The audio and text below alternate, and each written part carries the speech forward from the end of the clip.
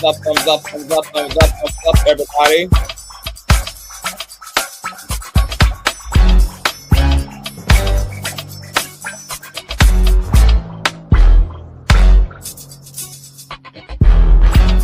Thumbs up, thumbs up.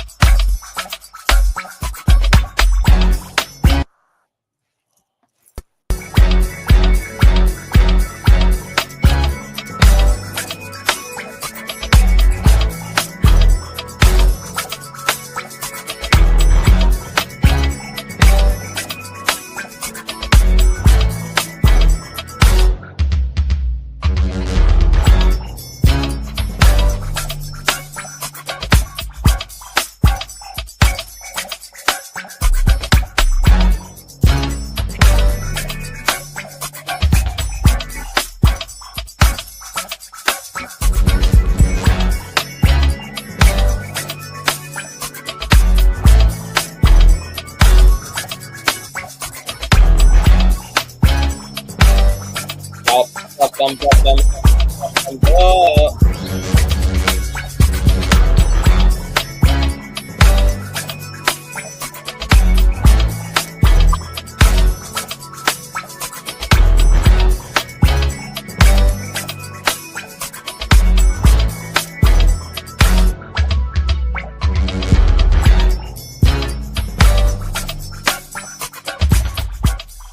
You guys, I'm just giving the stream time to warm up, get these algorithm and notifications situated, get the conscious crew up in her, so they ain't got to come up in here late asking what's going on, what done happened, man.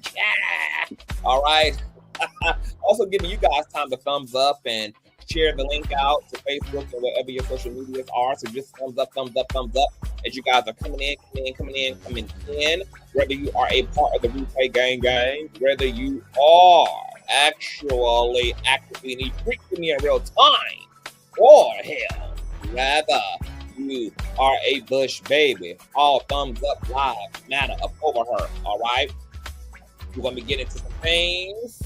I am going to be dropping the link, girl, because you guys have just been hitting me up over the past few days, sending me some things, asking me some questions. So I'm going to talk about it. I'm going to drop the link so y'all can talk about it. We can get into some things, Shy. And yeah, we can do what it do.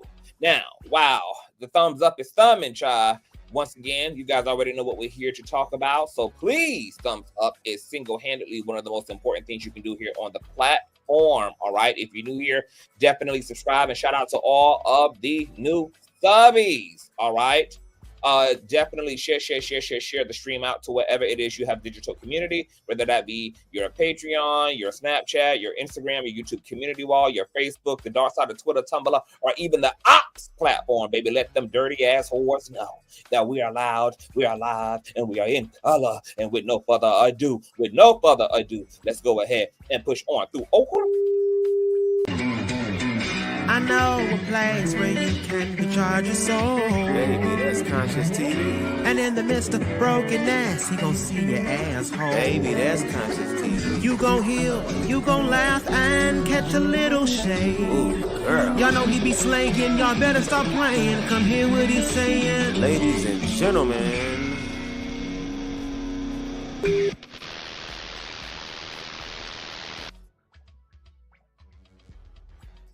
All right, let me speak to everybody in the building. What's going on, Adora? Hey, Keita. What's going on, Star? Hey, Corinthia. Hey, Boo. Glad to see you, Bike. I know you was having some connection and equipment issues, honey. Glad to see my baby mother back in action. What's going on, T Trish? You done shaking that tail feather over there on that cruise, girl? Shout out to Auntie Trish, baby. She was on an old badass cruise, getting her goddamn groove back. What's going on, Patty? Hey, Shauna. Hey, Bree. What's going on, boo? I'm a new subscriber, by the way, but been watching for a while. I love CNCTV on Nosy Hole Live on Period. Shout out to Nosy Hole Live with the best and reside. Y'all know we got tea on top of tea tomorrow. Where the hell we gonna be at? We was on Roy's channel. Because I know they had struck Nosy's channel and she was down for 2 weeks. I don't know. So I don't know whether we'll be back on Nosy's channel tomorrow.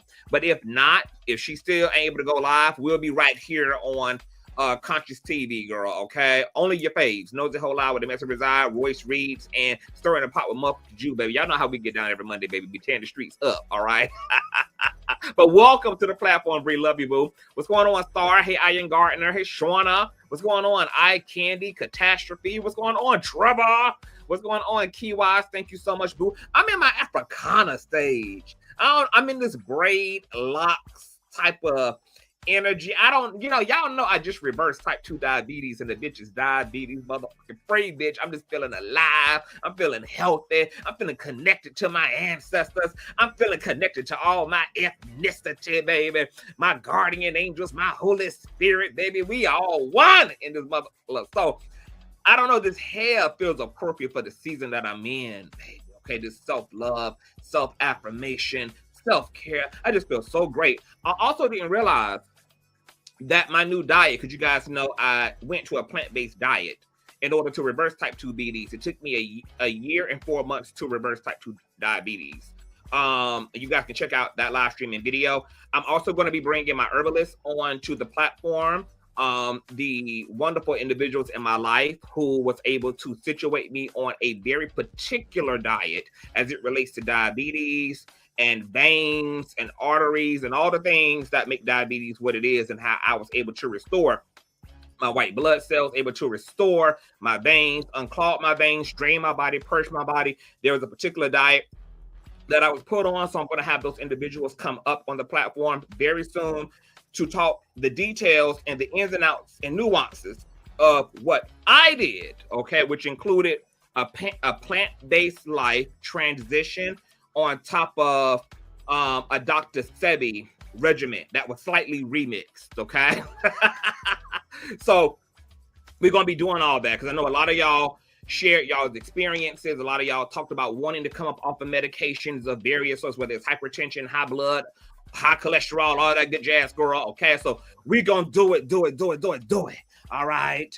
What's going on? One Deep. Thank you, boo. You gorgeous as well, love. Hey, Sister Phyllis. What's going on? High Maintenance. Hey, JC. Hey, Kiwana. What's going on, Lady T? Hey, CBBJ. Hey, Sin.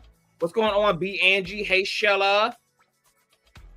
What's going on, CC? Thank you so much, darling. Love you and your energy. Thank you so much, Bree.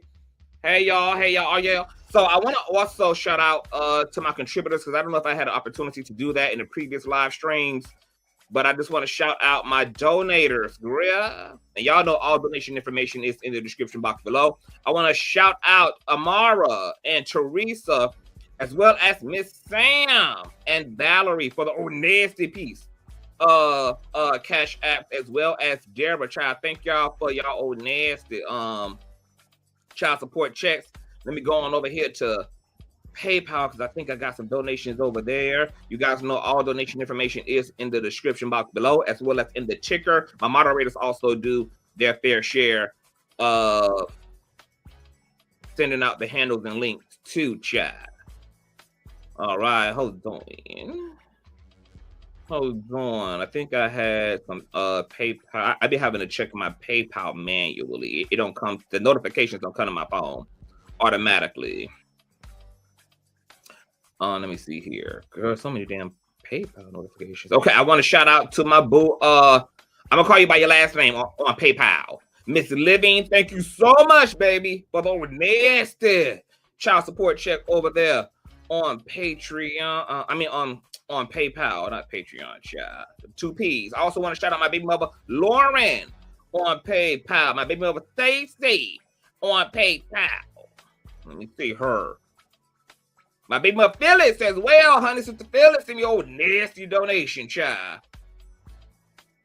Thank y'all so much. All right, Francine, thank you so much. And of course, my boo, Vanessa. Okay, we're going back to November then, all right? So thank y'all so much. Hey, LT, what's going on, you guys? Thank you. All right, so let's get into some things. Let me go ahead and turn this damn music off, honey. Y'all, please thumbs up. Moderators, please encourage everybody to thumbs up. We need that. Shout out to the 200 in the building. So there's a lot going on, you guys. You guys know there has been a shit show around the Potter House founders brand and name, Mr. T.D. Jakes, ever since P. Diddy ass got swindled from his Miami mansion into a New York penitentiary, girl. Okay, everything that been said about T.D. Jakes, from the fact that he was pooching around freak offs in an apron with his flat big back clappers hanging out the back, baby. Okay, getting smushed in them sessions, girl, in them freak off sessions. You guys also know that T.D. Jakes is P. Diddy's spiritual father, so that didn't do his ass no type of good, girl. And all these narratives that Jakes done been to parties. There were rumors initially after Cassie filed her lawsuit that there was a camcorder phone that had various types of footages on it that involved T.D. Jakes in very compromising, homoerotic, salacious ass positions, girl. And I ain't talking about just doggy, baby. Okay, just been nasty work, all right?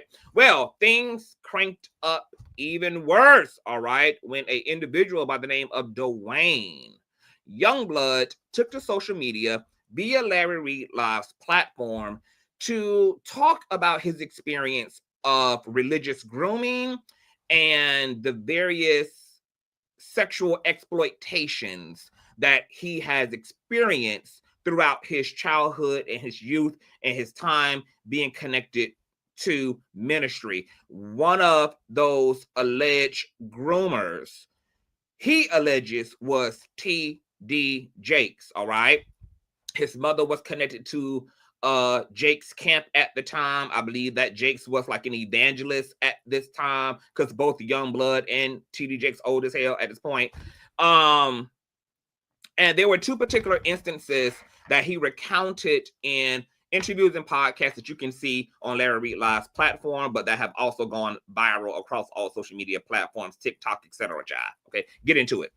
He accounts one incident where he was 18 or 19 years old, where him and T.D. Jakes was sitting in a living room, and they had like a 3-4 hour dialogue just about life. And upon him getting up to take the car he drove back to his mama, T.D. Jakes had kind of pulled him in for a real tight hug, and then, according to Duane, attempted to look down and kiss him on the lips. All right, that was his interpretation of what happened there. He said the second incident occurred the next day when T.D. Jakes called him at his mom's house, asked to speak to him, and that phone call, as far as he's concerned, involved T.D. Jakes sitting in a jacuzzi, rubbing his big body down, baby, while he communicated to an 18, 19-year-old Duane Youngblood that he wanted him to be his sexual partner, and that Duane is to only have sex relations with Jakes, and that he will be taken care of for the rest of his life. All right. This was then preceded by a service that Duane was forced to attend at a church that T.D. Jakes was either running or speaking at. And T.D. Jakes apparently forced Duane to speak on the pulpit, which I guess at this time Duane would have been conflicted about all of that going on because of everything that had happened. There were apparently, according to Duane, 6 or several attempts at a confrontation, confronting Jakes about coming on to him in this matter, etc. And in one instance, he said that Jakes pretty much gave him like a very bizarre explanation for why he had interacted with Duane the way that he did, which was basically Jakes being down on his luck, essentially, and being desperate and would have done anything and was practically out of character, is what I extracted from what Duane alleged T.D. Jakes said about the context of his sexual pursuit of Duane. All right. So all this happened over a 2-part interview. Now, there was supposed to be more interviews done, even, I believe, according to Dr. Reid, Duane's, one of his male relatives was also supposed to do an interview, etc. All those things got halted when T.D. Jakes filed his lawsuit the day after his infamous medical emergency. All right. There were people that were supposed to interview with Dr. Reid. There were people who were open to speaking who all of a sudden pulled a reverse Uno after the lawsuit happened. They didn't want anything to do with any of this. They don't want their names involved, etc., because T.D. Jakes' ass was now willing to hold people's feet to the fire. We can also have a conversation about what the implications of that are, right? The willingness to come to social media, but not the willingness to see somebody in the courtroom for the real showdown and really legitimize your claims.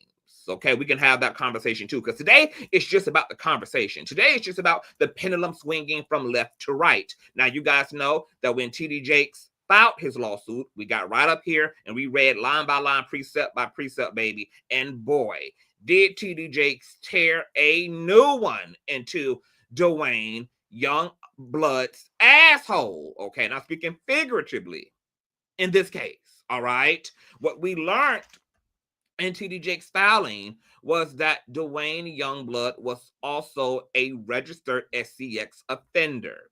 Now, Duane Youngblood did speak to his actions in his interviews with Dr. Reid.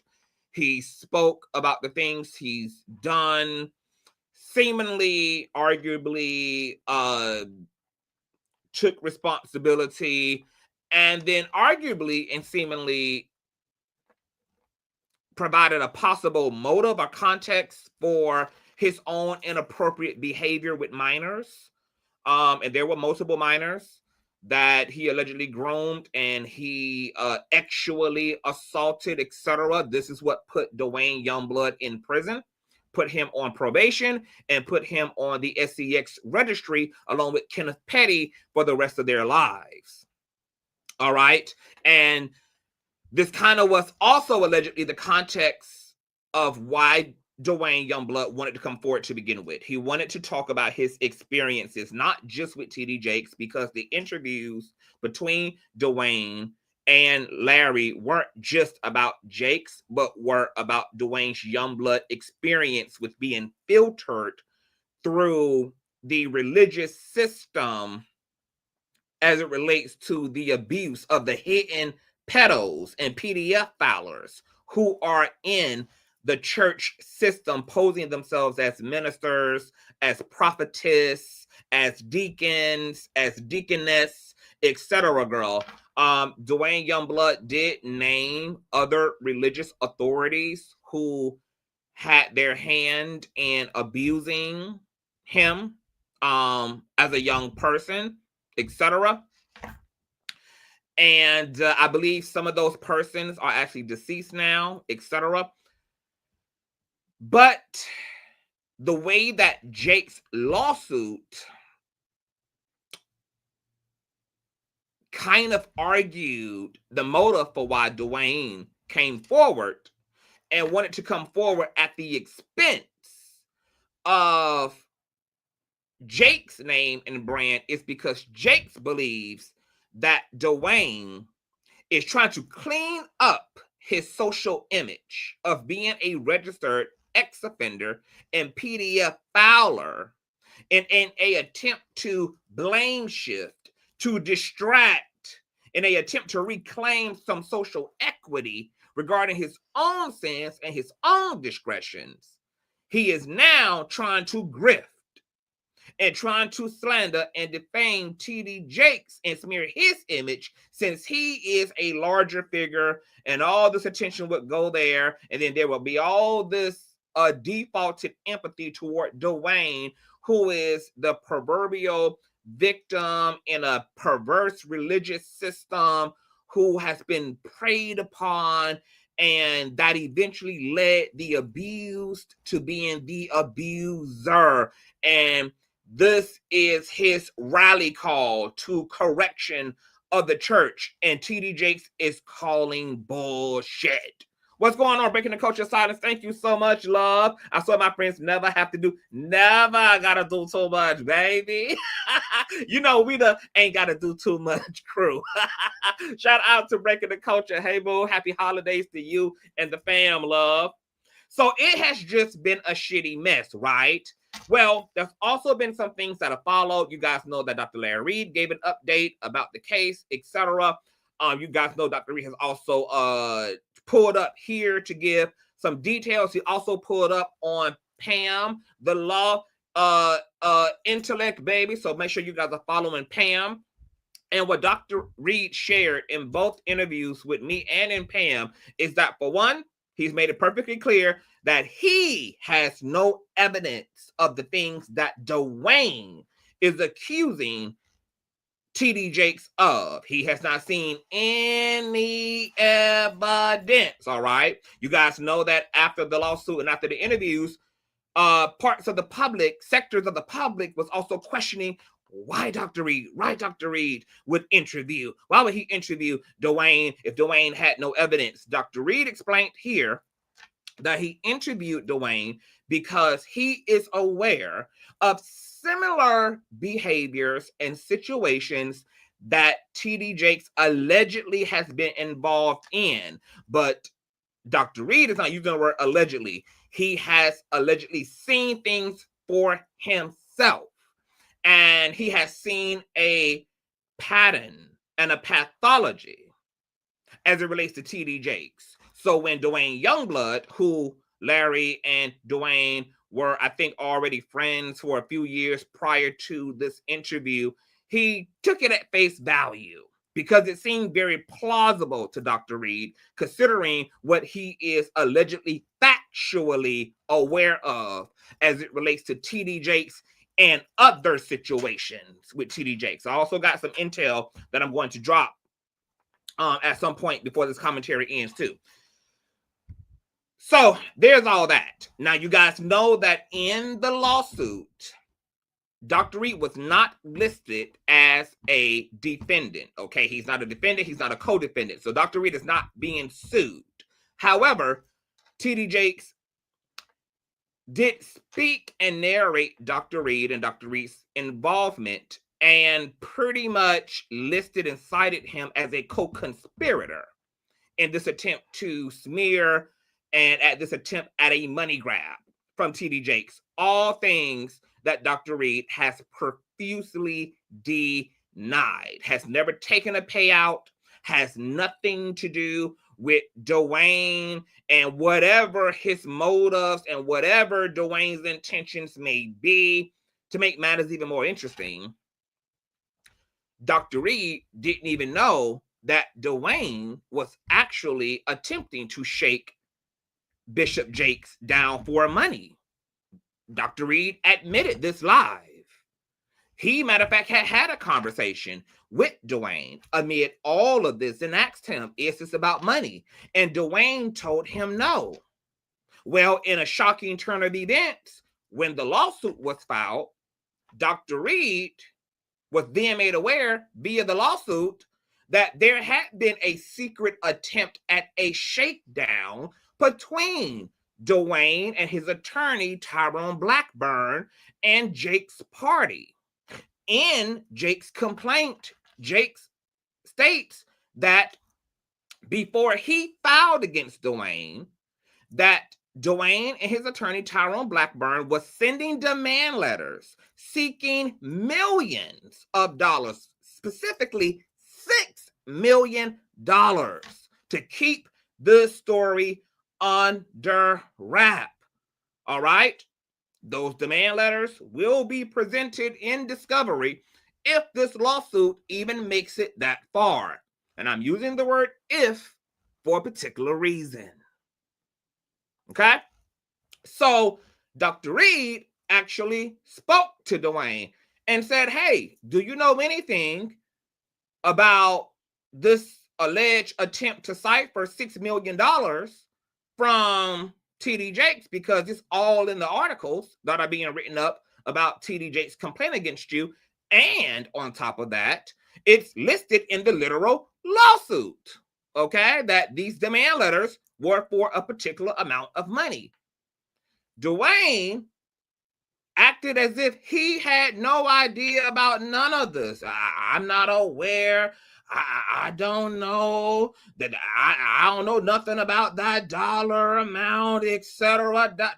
So then I began to pose the question of if Duane Youngblood was actually playing Dr. Reid.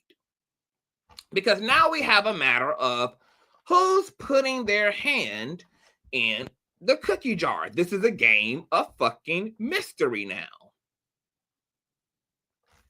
Dr. Reid took Duane's story, because it's just a part of the work that Dr. Reid does anyway with his platform and the church and conversations around sexuality, around abuse, around exploitation, around the abuse of women, children, fatherless sons, this is all a part of that, etc. Duane Youngblood, though, seemingly has lied. These demand letters sent to T.D. Jakes behind the public's back, behind Dr. Reid's back, imply that there is a possible deception and manipulation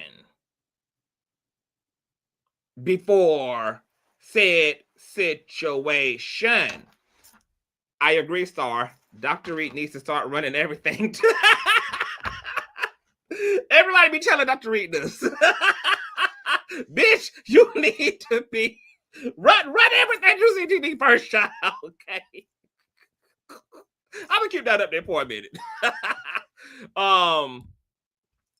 So hold on, that threw me off. Where the hell was I, Star? Where was I? Oh, that implies, right? There's some possible manipulation, usury, and deception taking place. Now, and being fair, because you guys know I'm in that being fair season. I'm in that let's swing the pendulum back and forward, right? Because the truth could be any damn thing in this case. And if the right pressure is applied, especially legally, we may actually get to whatever the truth is. Is this extortion? Is this blackmail? Is there a reality and credibility to the claims and allegations that Duane made against T.D. Jakes? Is T.D. Jakes, in fact, possibly guilty in other instances, even if he's innocent in this one? Or has he been a bad guy? And all these situations that have yet to come fully to light. And will there be a full of light reckoning as it relates to T.D. Jakes? All right. But going back to this demand letter and this attempt money shakedown that Dr. Reid had no idea about, two things could be going on here. Either Duane lied to Dr. Reid about what's going on with Duane and his attorney and their attempt to get money from Jakes. Duane might have, he just fucking lied. That simple. He lied. Lied. If he lied, things get even muddier for Duane in terms of his alleged motive. Once you start lying, credibility and legitimacy begins to corrode. All right? You guys, thumbs up, please. It's 400 folk in the building. I don't know how many likes they are. Y'all gotta like the fuck and bully the fuck out of that thumbs up button. Or something else could be happening here. As a matter of fact, I have some circumstantial evidence here to support the second theory. Because if Duane did not lie, then let me see here. Duane actually may be also getting exploited and used by his own attorney, which is Tyrone Blackburn. Okay? Just to give you guys a little bit, and we are not going to we are going to not go into like deep rundown because I've already done this on my platform when it comes to Tyrone Blackburn. But Tyrone Blackburn, before we get to my second theory, you guys, let me see her. Okay, to show you guys a few things here, child. Tyrone Blackburn is a very problematic ass attorney. Tyrone Blackburn has been penalized by the courts. He has had a lot of issues. The courts have taken up a lot of issues. They sanctioned allegedly Tyrone Blackburn because he has a particular legal pattern of being unnecessarily and untruthfully salacious, sensationalizing claims, weaponizing the media in place of actual evidence in order to draw a unbiased response from the overall public. Just the way he has handled cases after cases after cases, and these are very notable cases. Tyrone Blackburn is just considered essentially a legal clown. Okay, he's been penalized by whole legal tribunals. One of those cases involved the most recent case against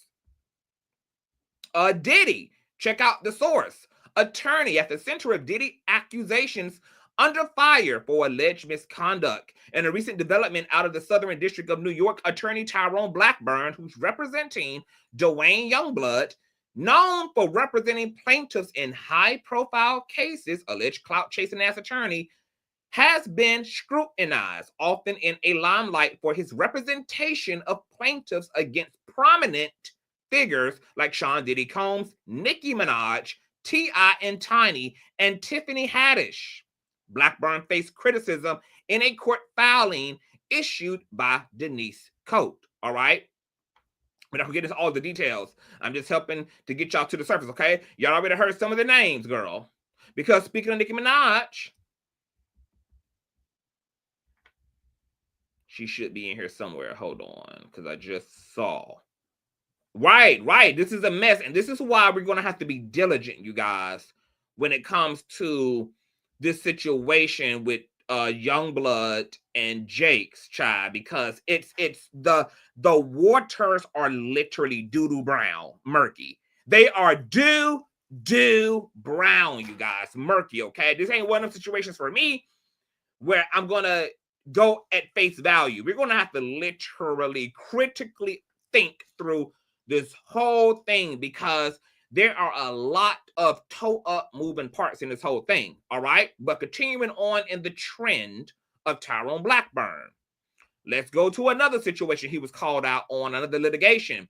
Nicki Minaj wants opposing lawyer sanctioned for beyond shocking behavior. Rap artist claims that lawyer, attorney Tyrone Blackburn, who's representing her husband's 1994 accuser, made disgraceful and baseless accusations, calling Minaj a gang member and his former co-counsel a double agent. All right, now we ain't gonna pay for nothing. Oh, all right, I'm about to say, baby, because baby, you ain't get my credit card.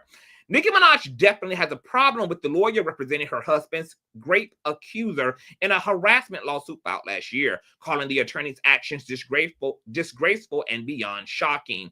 In a new motion for sanctions, Minaj and her lawyer say opposing attorney Tyrone Blackburn, who's representing Duane Youngblood, should be severely punished through an award of fees and costs and a referral to the federal court's attorney disciplinary committee for pursuing frivolous and extortionate litigation. Those are some major allegations against Minaj in such a reprehensible manner. All right, you guys can get into the details, baby. Y'all can get into the details elsewhere, baby. We ain't gonna pile through all of the details. I'm just laying the groundwork, baby, okay? Do brown murky, you guys, all right? Now, let's check out T.I. and Tiny, okay? Because once again, this particular attorney, Tyrone Blackburn, he's known for some things, baby, and I do not personally recommend Tyrone Blackburn as a attorney for anyone, especially if you're going to pick as a high-profile celebrity, baby, because he has a nasty habit of getting absolutely nothing done for you, even if you have a legit case, okay, because of his alleged unethical practices. So Duane got some things to worry about, not just when it comes to Jakes and what their strategy is going to be and the nature of this lawsuit. Unfortunately, he's kind of sleeping with the enemy by being represented by Tyrone Blackburn, who once again is legally, historically not known to get a goddamn thing done and to actually make things more brutal for himself, or for the plaintiff, I should say, or for whomever he's representing, child. Let me see here. Let me see in Tiny.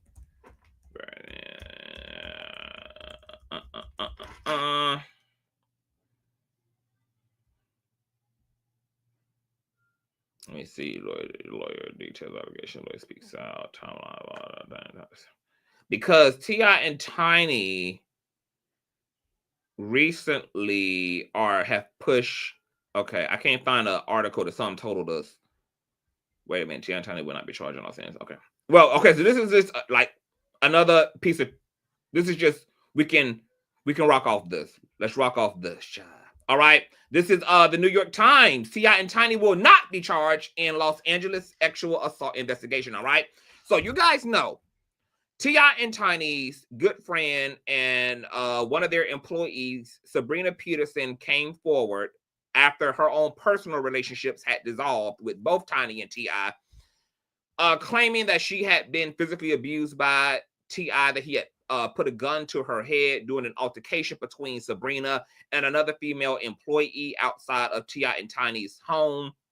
This then led to a string of alleged accusers of T.I. and Tiny, claiming that T.I. and Tiny had done all type of sexually perversive things to them at various ages in their life. There was a bundle of men and women who came forward claiming that T.I. had put his toe in one woman's coochie.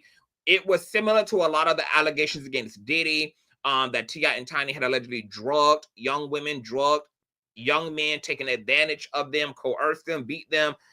It was nasty work, girl. Well, T.I. and Tiny have been cleared of every motherfucking thing, baby, okay? This is one of those situations, just like Michael Jackson, where there was not power in numbers. And just because you have a lot of allegations against a person doesn't necessarily make them true. However, what I do have to also add, and being fair, because this is a fair pendulum swinging platform, most of the cases that arise against T.I. and Tiny were dismissed simply due to a statute of limitations. And what that means is that the window for these accusers to hold T.I. and Tiny accountable legally had passed. So we don't get to safely say that T.I. and Tiny were innocent because their cases never got to be vetted. Their cases never got to be judged, observed, and filtered through a federal investigation in order to conclude safely and soundly that they, in fact, are innocent. They literally just got by on the hair of their chinny chin due to the statute of limitations on SA. Nonetheless, these are another case that Tyrone Blackburn was connected to, because Tyrone Blackburn was allegedly representing some of the victims, but he definitely was also representing Sabrina Peterson, who was at the head of this witch hunt against T.I. and Tiny. Well, guess what? Now that everything has been dissolved civilly and criminally with T.I. and Tiny, they have now petitioned the courts in a countersuit against Sabrina and Peterson to reinforce Sabrina Peterson paying for their illegal and attorney fees, which are in the hundreds of thousands to millions of dollars, baby. And Sabrina Peterson done hauled ass into the obscurities of society, baby. She done fucked around and led a witch hunt that got her ass sued, and now she's the one who owes T.I. and Tiny for their pain and suffering. Because during that witch hunt, T.I. and Tiny, they lost shows on Viacom, on VH1. You guys know they had the Harris Home reality show and all that shit. Apparently, there were movie deals and all type of other shit that fell away from Tiny and T.I. during this whole time, girl. And they pained and they suffered, baby. And they want every motherfucking decimal. They want every brown copper penny of what Sabrina Peterson took them through as a result of being a butthurt, petty bitch. All right? Attorney Blackburn ain't do no good for Sabrina Peterson. And it just goes on, and it just goes on, and it just goes on, and it just goes on, and it just goes on, baby. So you have in this situation Duane Youngblood, who's a registered sex offender, who has also religiously groomed and abused young men, minors, underage men, who are accusing T.D. Jakes of trying to groom and exploit and take advantage of him. And then you have that defendant, Duane Blackburn. It might as well be Duane Blackburn. Duane Youngblood being represented by a salacious, attention-seeking, arguably incompetent attorney who's known for clout chasing, who's known for lying, who's known for embellishing. That is not good, optically speaking, right? Because we got to look at the optics here.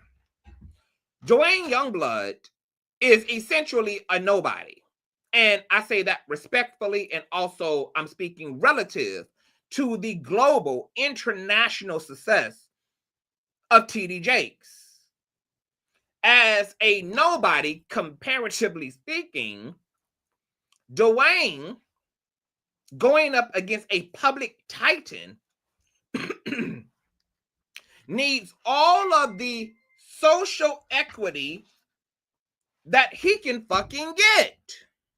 Because what T.D. Jakes already has on his side, right, is for the most part a clean, crispy public image. As his lawsuit says, philanthropist, pastor, loving father, husband, author, producer, blah, blah, blah, blah, blah, blah, blah, blah, blah, blah. The last thing Duane Youngblood needs is for, first and foremost, I'm going up against a public titan, but I'm also coming in with very questionable character, right? Because Youngblood is a registered sex offender who was caught in his crimes. He didn't turn himself in nobly. He was caught in his crimes. He was forced to be held accountable for his crimes. And as a result, has to register for the rest of his life because of the crimes that he's committed. So on top of him coming into this equation as a liar, as a manipulator, as an abuser, you add to that equation Tyrone Blackburn, who is equally a legally controversial entity. And the both of you in combination are going to have to go up against the reputation and the belovedness around T.D. Jakes, who is a beloved pop culture and Christian figure. I would have did a bit more of my motherfucking research. If I was Duane Youngblood. Let me tell you what I would have did if I was Duane Youngblood, for one. Hypothetically speaking, first and foremost, I would have got with a PR person before I got with an attorney. I would have got with a PR rep, considering if I knew what I was going to do, right, that I was going to go and I was going to accuse T.D. Jakes of A, B, C, D, E, F, and G, but I got all this shit in my own past. First and foremost, I need to see what is the best public image strategy. What is it I need to be doing first, second, and third in order to soften up all this baggage of my own that I'm bringing in to my claim against another person so that I can have as much public empathy and support as possible, considering that past. So I feel like, first and foremost, Duane should have got with a PR person to help him start massaging and wrinkling out some of the heaviness and intensity about his own past. Being an abuser, being locked up, put on probation, having to pay restitution and register as a fucking sex offender. I don't feel he did enough of that, which is why I'm not mad that there's seemingly more people at this point who seem to be Team Jakes than Duane Youngblood. You got that. Then once all the work had been done on the public image part, baby. Once all that had been softened up and spoken for and accounted for, and I done went, from one thing to the other. Now I'm a champion, and I'm using my own experiences and my own background as a motive to, superhero through this broken society and champion behind other victims and inappropriate people using their power for inappropriate reasons. After doing all that, then I would have did some deep lawyering research on who's the best attorney available to help to deal with these particular circumstances, coming in with your past, Duane, and going up against someone like T.D. Jakes, and then seemingly with no evidence. Because Duane Youngblood and T.D. Jakes alone, this just comes down for word. As Larry said, he has seen no evidence. And I asked Larry, do he believe there is evidence? He said, no. This essentially comes down to one person's word for another person's word. Once again, T.D. Jakes has more of the social equity in this situation. T.D. Jakes has not been civilly sued successfully. He's not done any time for any crimes. He's already a public figure. He already has a head start in the power of platform, the power of visibility, and have all these resources afforded to him to help him to be in control and to have favor in his direction, both civilly and societally. Duane doesn't. Okay, so I would have found a lawyer who truly understood the complexity of this case. Because, right, here's the thing. Because Duane Youngblood has been made a public figure by force of his crimes, right? He's a registered SA offender. When you Google him, all of his stuff comes up in Google. It comes all up and down YouTube. In the hypothetical of a shakedown, it can lead to a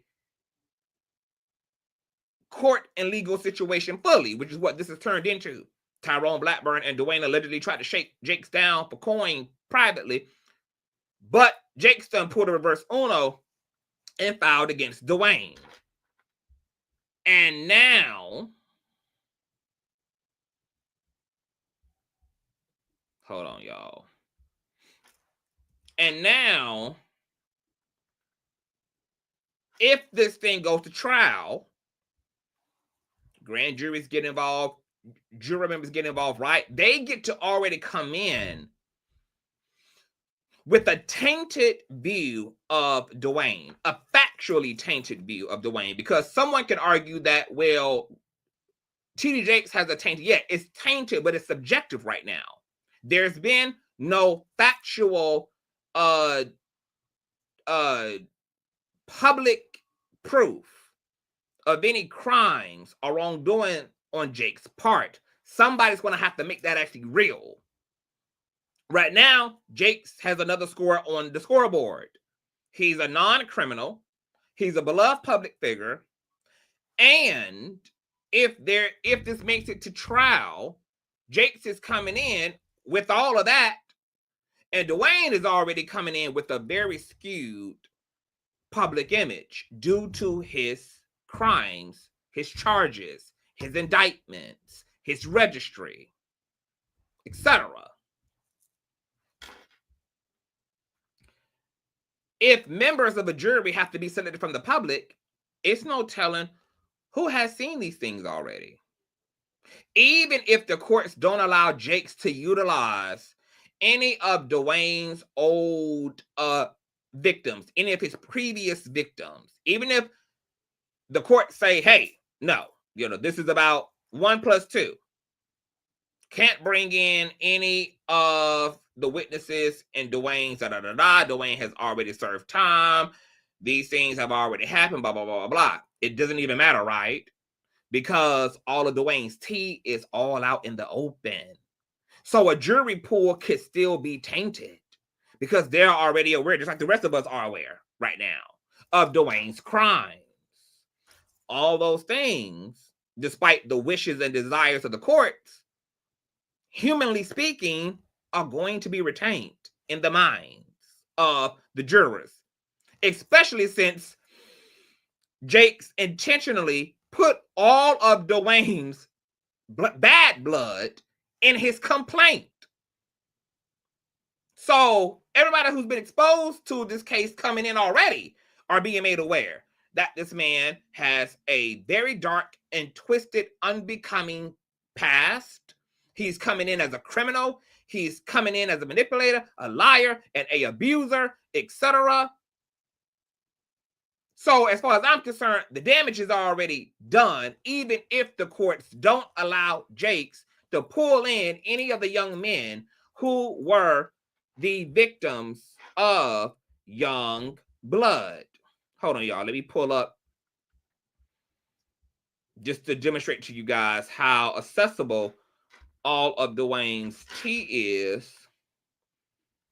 Just a simple Google search of his name, unfortunately, and not to mention that he's a registered, as heir. Look at me in my own damn algorithm. That's hilarious. All right.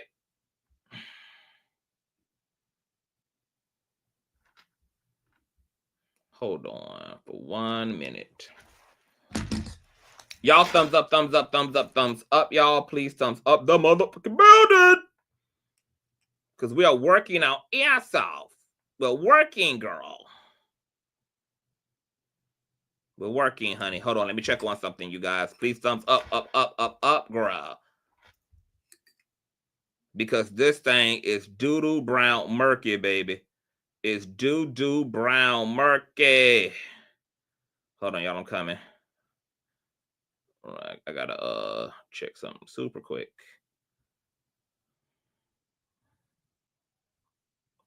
Hold on. Thumbs up, thumbs up, thumbs up, thumbs up, you guys. Thumbs up, please. Thumbs up and share, share, share. If you guys are new here, y'all already know what it is.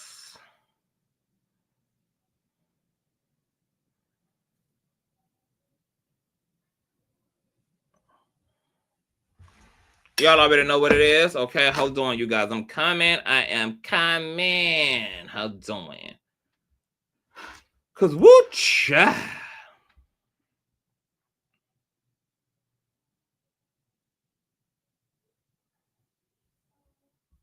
Hold on, y'all. I'm coming.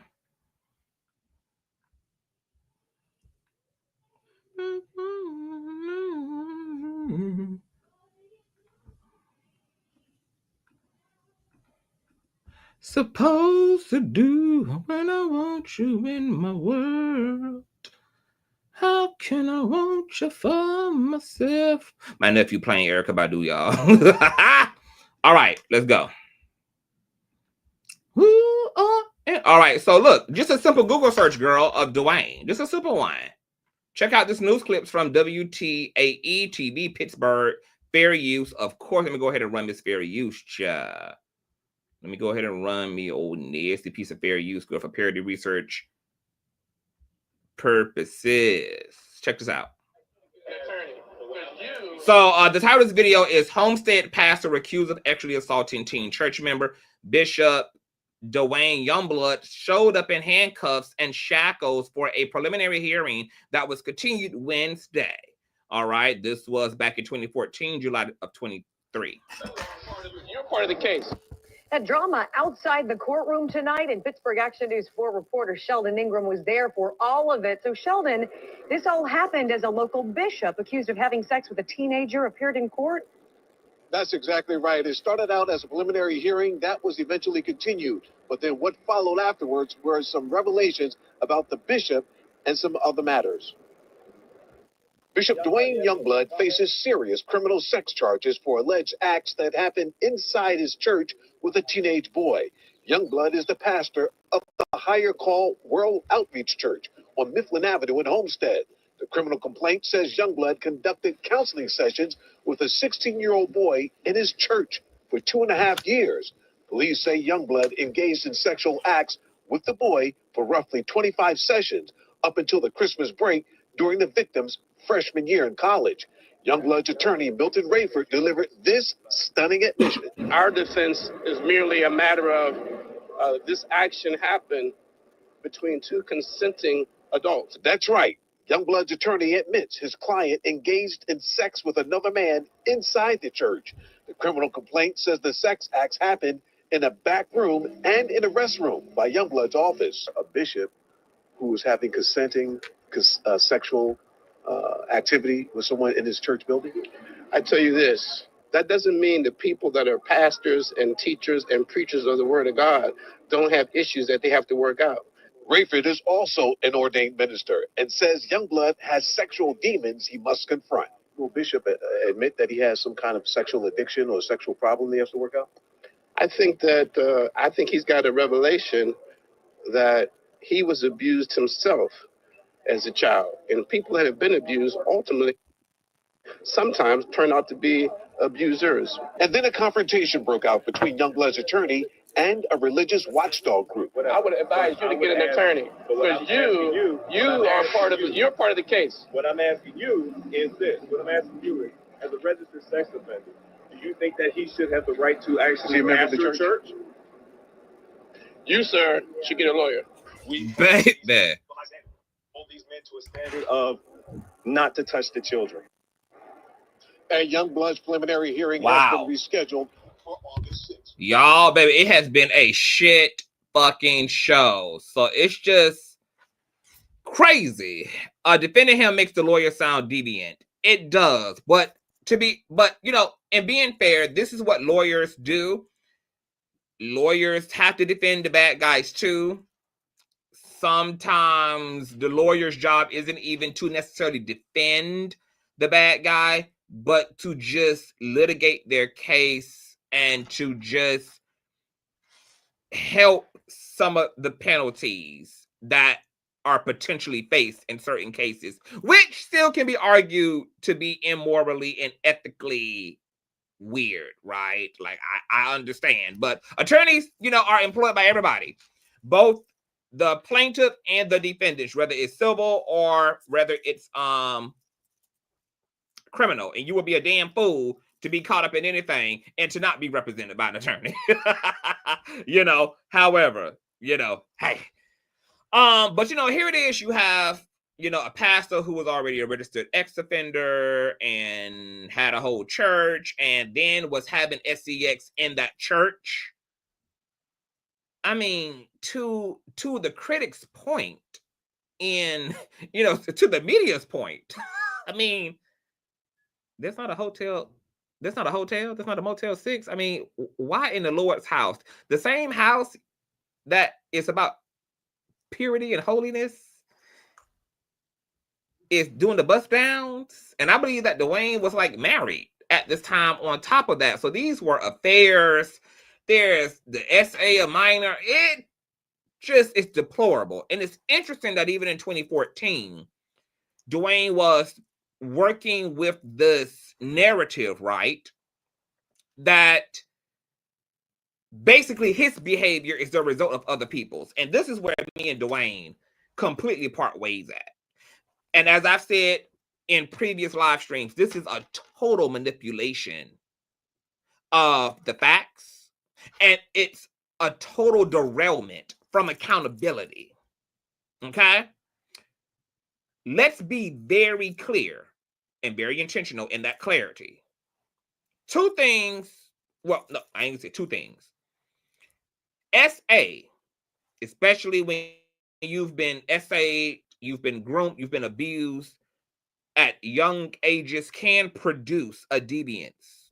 It can produce dark fantasies. It can skew your concepts of boundaries. It can skew your perception of yourself and others.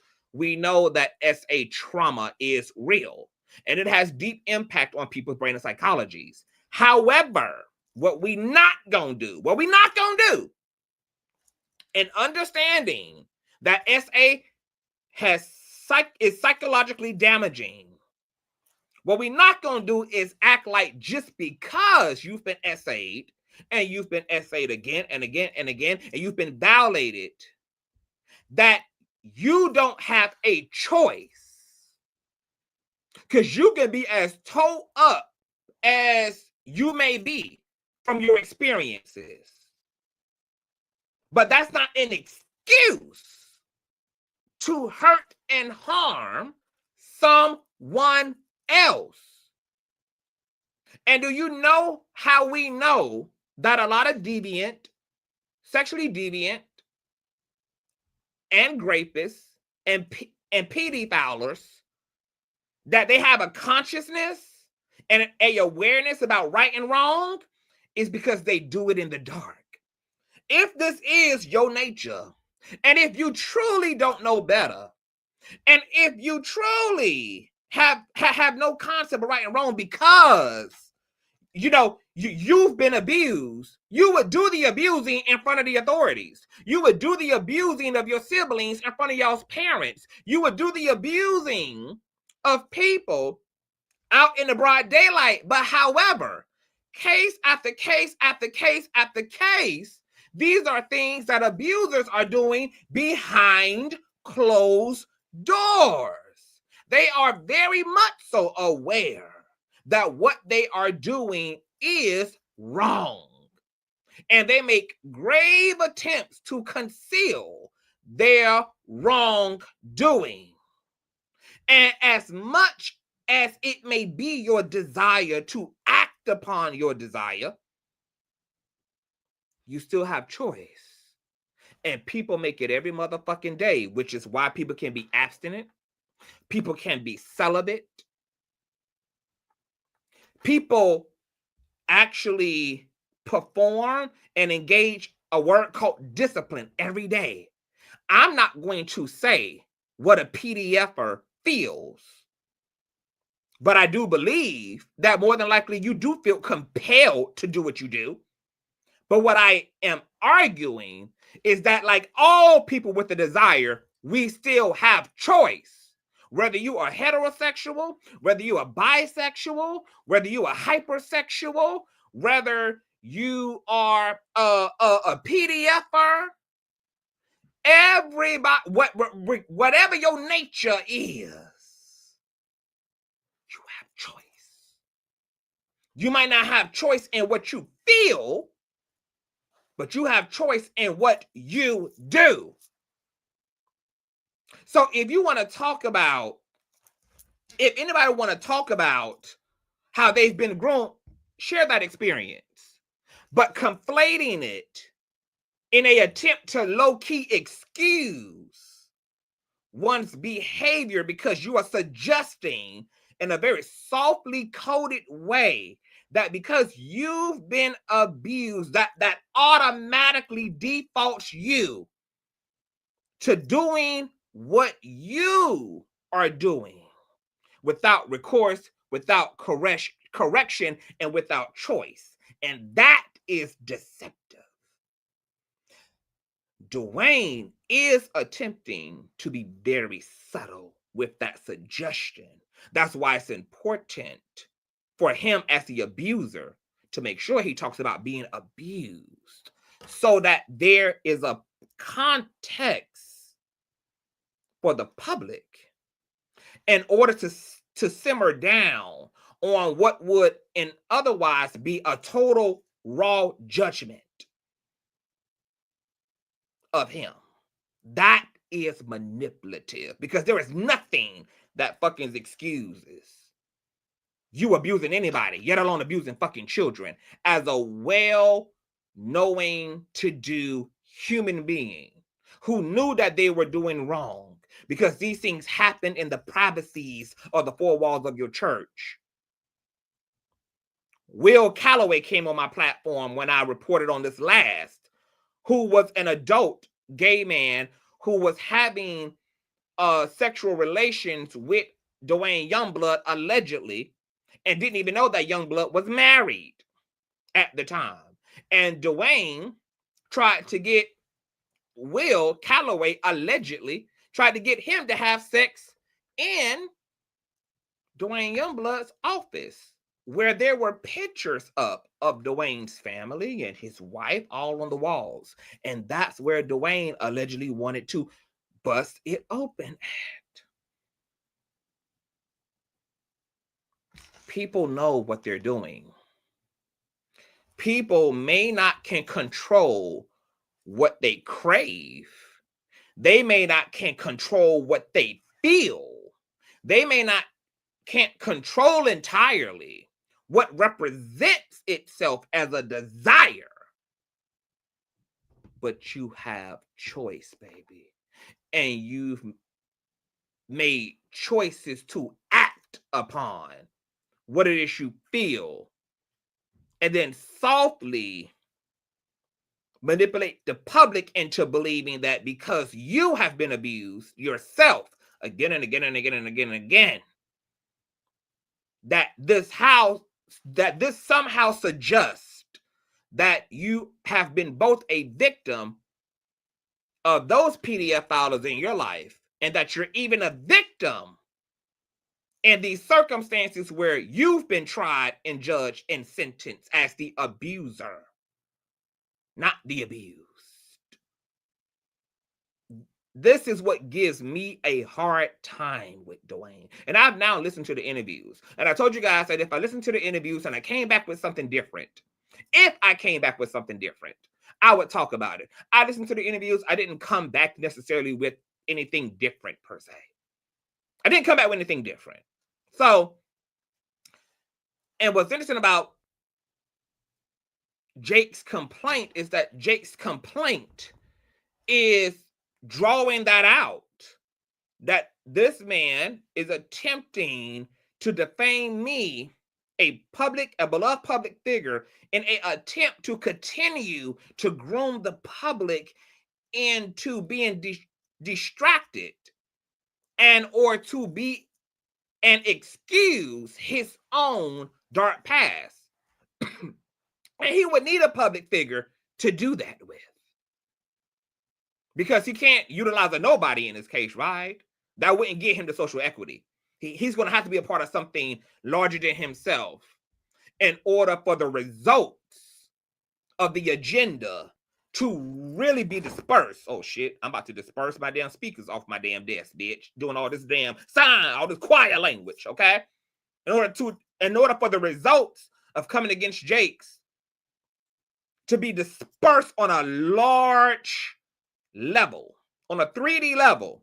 So Duane can't come against just a regular person. He can't come against and use just another human being. He's going to have to be a public figure so that the results triumph. They have as far as reach, that the narrative can be disseminated, be sensationalized, so that the verdict, if there's favor in Youngblood case against Jakes. Okay? But let's move away from Duane a little bit. Let's talk about Jakes.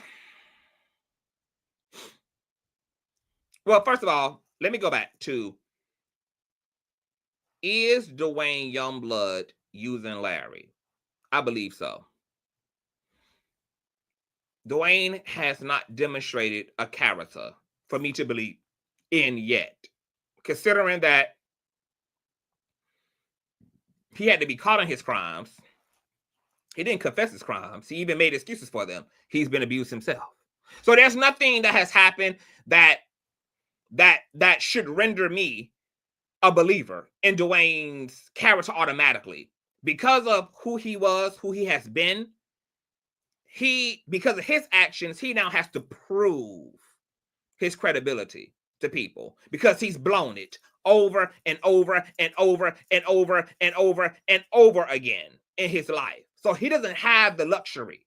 He doesn't have the luxury of just me defaulting. He's going to have to work for that. He's going to have to work for it. And this is why it's important to do the right thing in life, right?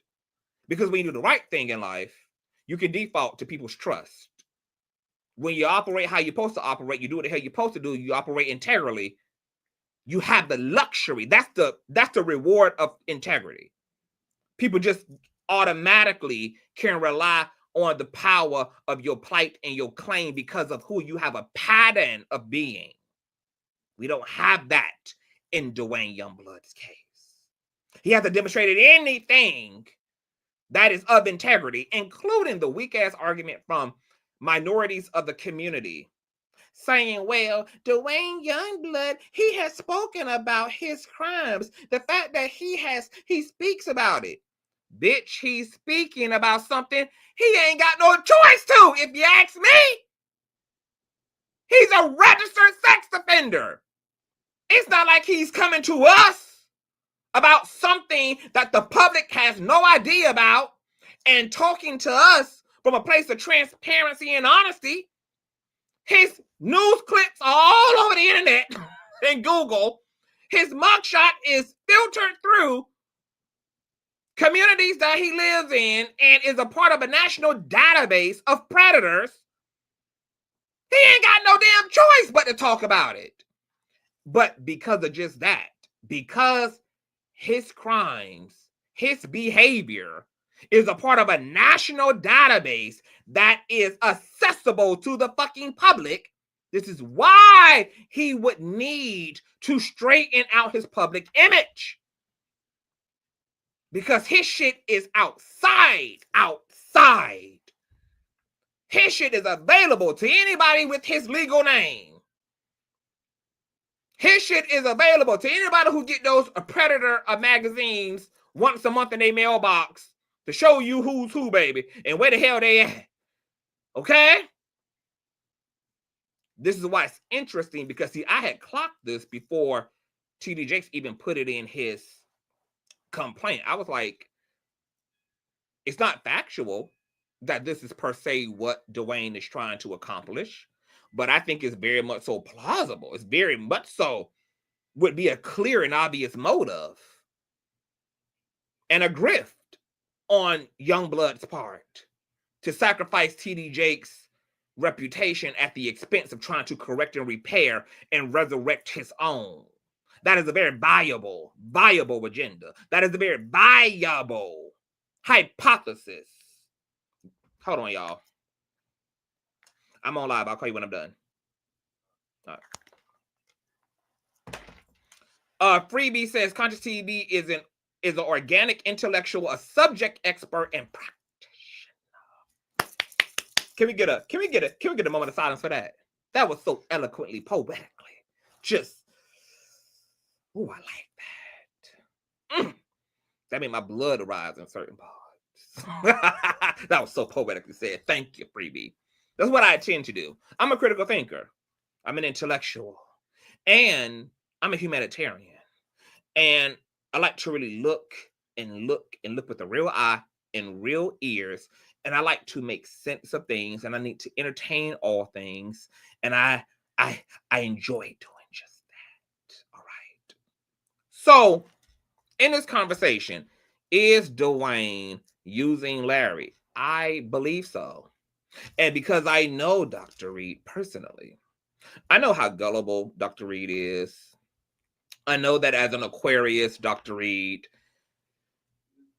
is very hopeful about people. Dr. Reid would rather believe people are good and are righteous and are well-meaning. Baby, even if it's plastered all across everything, that's not the case. But his nature is that. Okay? Now, Dr. Reid also provided a reasonable context for why he was able to take Youngblood's story at face value. And once again, it's because of what he personally is aware of as it relates to Jakes and in other situations. And because I personally know how Dr. Reid gets down, how fact-based he is, and how integral he is, I believe in what he says he is aware of as it relates to Jakes. I believe in what he says he has seen, what he has heard, and what he knows for himself because of the things that were provided to him. And I believe Dr. Reid about those things. Dr. Reid has also been integral enough to say he has zero proof of anything as it relates to the allegations from Duane against Jakes. But he is in possession and is aware of proof of Jake's behaviors in other situations. And because there have been other situations, according to Dr. Reid, plural with the S, he believed at face value Duane's story, which either is or isn't true, right? Because a little intel for you guys. Do you guys know? And I want you to listen up. Listen up. Do you guys know right now as we speak? I'm giving y'all this exclusive. T.D. Jakes is allegedly questioning whether he should go forward with this suit.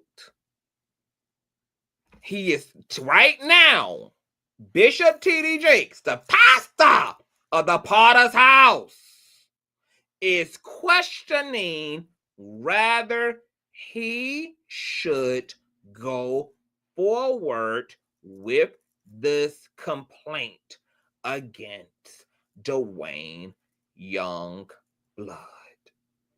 T.D. Jakes is sitting in a seat of uncertainty in his mind. And now the question has to be, why is that? So let's now deal with T.D. Jakes, and let's let the pendulum swing from left to right. T.D. Jakes may be guilty of some things. Dr. Reid did a commentary, and in his live update said that Duane is going to be adding all these other individuals who not only have similar claims and experiences allegedly regarding T.D. Jakes, but in those people's cases, some of them also have evidence and proof of their allegations. Now, because Dr. Reid said this out loud, making it possible for T.D. Jakes and his team to also hear for themselves about the way that Duane Youngblood is sizing up his complaint and his response and his defense against T.D. Jakes' complaint, baby. T.D. Jakes now is aware that furthering and deepening and pursuing litigation against Duane could open up an avalanche of historical proportions. This will no longer just be about Duane Youngblood. This won't just be about the claims that Youngblood made against him in particularly. What's going on, Dr. Reid, baby? I'm over here doing what the fuck I do best, being legendary. Hi, Dr. Reid. I just sent you the link too, so if you want to come up, drop that ass. Drop it like it's low, baby. Drop drop that ass like a hot potato over here. Okay?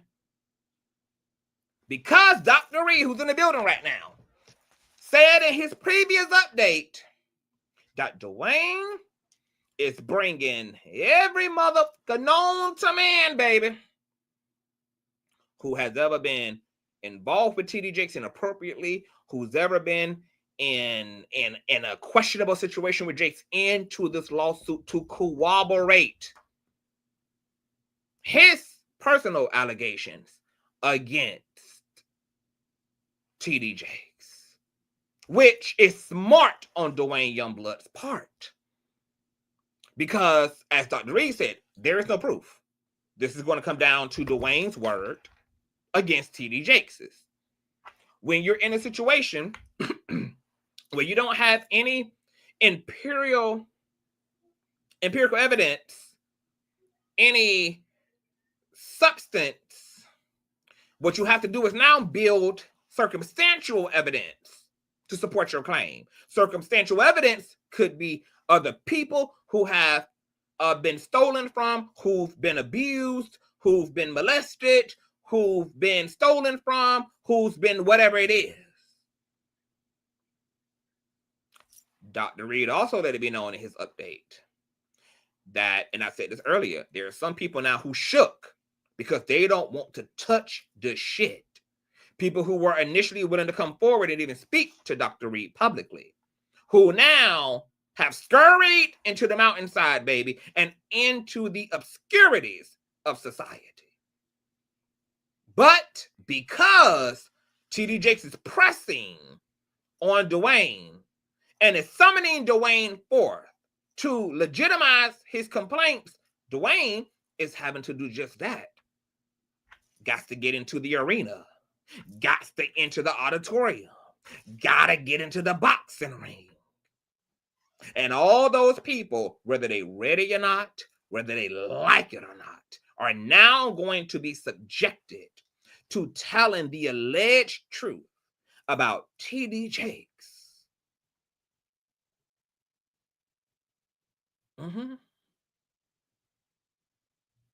And what's interesting about that, well, Dr. Reid says, yes, he's doing that. He really has no choice because they have they have the irrefutable proof of T.D. Jakes being liable. So T.D. Jakes questioning whether he should indulge this lawsuit.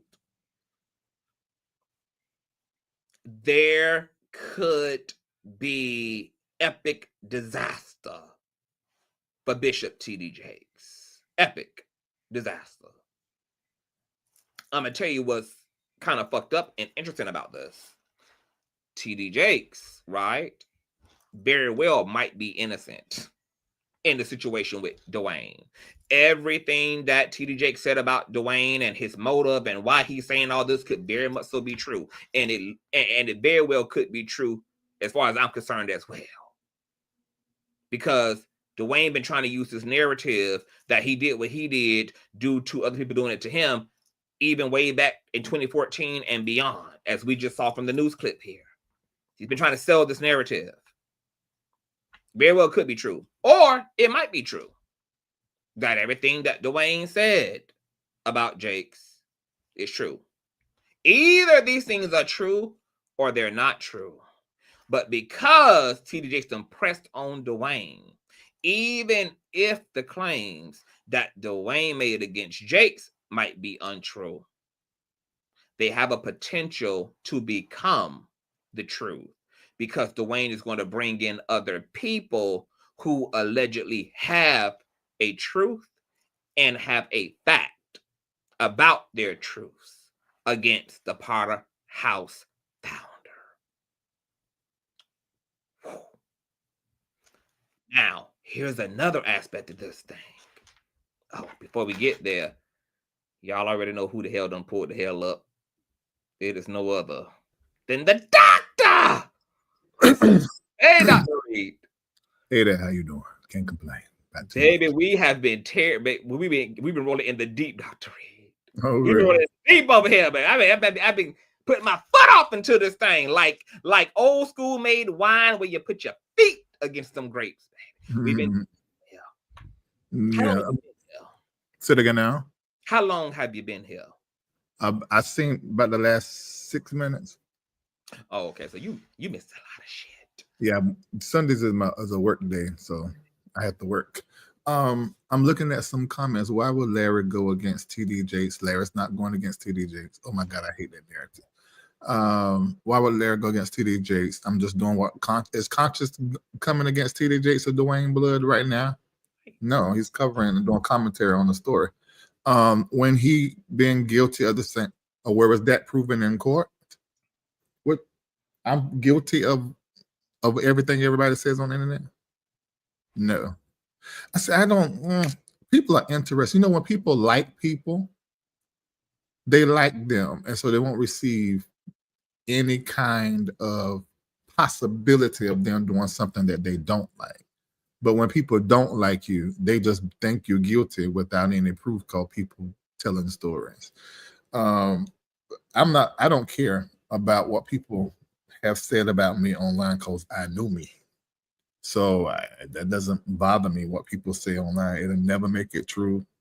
People believe what they want to believe. If you ain't heard it out of my mouth, it's not the truth. I'm not a delirious and crazy, insane person to where I have different personalities. And I got one for the public and one behind closed doors. I'm not that. So you can believe what you want to believe about me. The topic is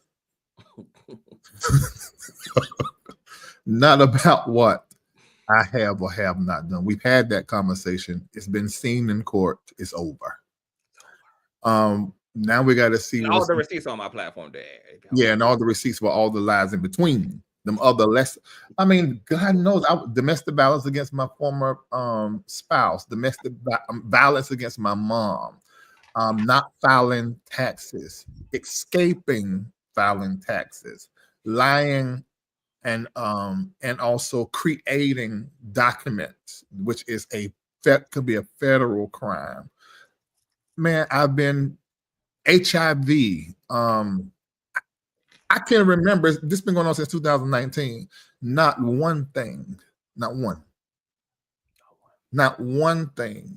that has been said all these years up until 2024 was the truth, except, now I say 2024, because in 2024, somebody that I actually put my peen in. I just put your HIV results up there in front of your face. I forgot. That's the old one. I think you got all three. And let the record show this was not done for the internet because it don't mean that much. It was done because in my community, we have a build your immune system health and wellness plan. Every 6 months, you're supposed to get full blood panel. Period. You are in my world. But it wasn't until 2024, huh? It wasn't Larry always been integral though for as long as I've known him, and that's over 4 years now. And it's breaking the culture of silence. Oh, hey, how you doing? Or changing them damn names. But yeah, that anybody that she know me 4 years, but how about people who know me 40? They have the same testimony. I mean, unless they just don't like me, and maybe there was some kind of sexual aspect involved, which was with that person that said what they said. That was the only thing that he said that, from what I've been told, that is the truth. And aside from that, but that wasn't even y'all business to know.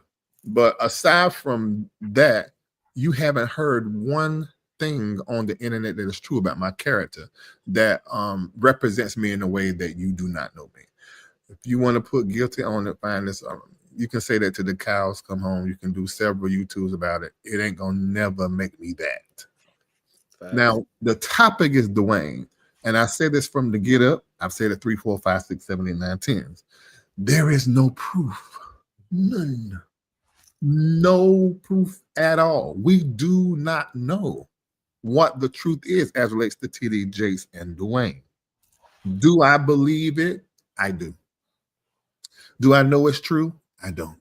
Was I there? Nope. Why I believe it? It's really not because of Duane's story. It was because, and if you've been following me, I've been saying for years, it's all coming out of Texas. is what I've seen, what has crossed my desk since 2018. That's it. And I want to add, I said earlier, since you only been here 6 minutes, but you need to really, at some point in time today, listen to this whole content, because it's been chef kiss. But I said earlier, I said Dr. Reid has stated he has no proof and has seen no proof in the Duane situation, but he has seen proof in other situations involving T.D. Jakes of similarity. I said, now, because I know how Dr. Reid moves and I know who he is as a person, I believe what Dr. Reid has seen. I believe what Dr. Reid knows to be true. I believe him. But he also has said he has seen no proof in the I wonder, can I give you the proof I have seen? I need to finally ask my lawyer, just so you know. I think you should, because I was actually going to ask you. I was like, can you scoop that proof over here just so that I can also be another person who can say factually? I know only reason why I would do that, because I know you ain't gonna tell them. You ain't gonna share it. But let me ask my lawyer, if I can, I'm gonna give it to you. Then you can say, "Oh, I've seen it." Yeah, and this is the reason why.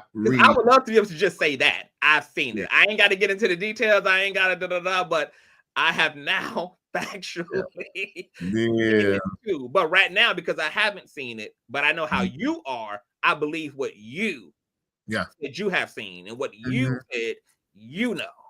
Yeah. Look at this person. Can you bring Will Hermina? Well, now see, check this out. This is what y'all do on the internet. I want to talk about this. And I'm not here to talk about that. But y'all just create narratives and don't know what's going on. That is very interesting to me. I have never, ever, and I want this to be very clear. Larry Reid, the adult Larry Reid that y'all have known, even before y'all knew me, ain't never been no pedophile. Period. It just ain't never been. And it seemed like to me that y'all would just scour the internet and just look and see. Not the talking heads telling you a story. Look for the story. You can pull up my addresses. You can pull up the people who've been in my life. I've never been around children. I don't even really like children unless they over there in yours. So when I tell you that's so off, and anybody that has ever known me, been a member of my church, know that's the truth.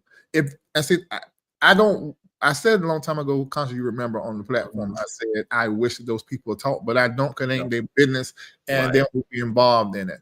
But there are hundreds, if not thousands, of people who have been in, what I know now is thousands of people who have been their pastor. They will tell you, I have never seen a minor hanging around Dr. Reid in his personal life, everywhere he go and out in the plane and stuff, like they said Ed Alone and was doing, whoever else. That ain't my testimony. It's not even remotely possible for that to be true. And I don't feel like I have to prove it, but I am concerned about what happens online in our community when it comes to critical thinking. It's like, don't nobody think. Conscious hadn't even had no proper conversation with me about this stuff years ago when it first came out. And he went online, pulled stuff and compared and said, this don't make sense. So I don't understand. Well, here's what makes me different from not only the public, makes me different from some of these raggedy ass content creators, is I adopted the same attitude that the courts do. It wasn't on you to prove it. It was on the defendants, on the accuser, on the accusing party to prove it. So because the burden was on them to prove it, all I had to do was just listen. And like you said, just be diligent in my research. So if you said in one interview you were 16, and then in another interview you were 15, no, it was 15 first.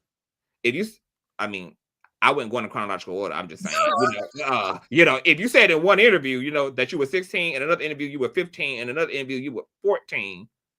Yeah. And then with Unhinged, it became 17. Then when you filed a frivolous police report, you ironically did that 3 days after Dr. Reid didn't help you as a grown man out in a situation where you stole another musician's equipment. Mm-hmm. And in being retaliatory, you filed a frivolous police report. And then to make worse, on the police report, put down an address where these things you claim happened to you years ago happened at a time where the literal property did not even exist. It was literally dirt and sticks, as Nene would say. Dirt and sticks. It was a lot of dirt and sticks. Mm-hmm. How can you be violated in a space that was not even a physical space? But okay, that's just one part, though, and that you were the first one to bring that out.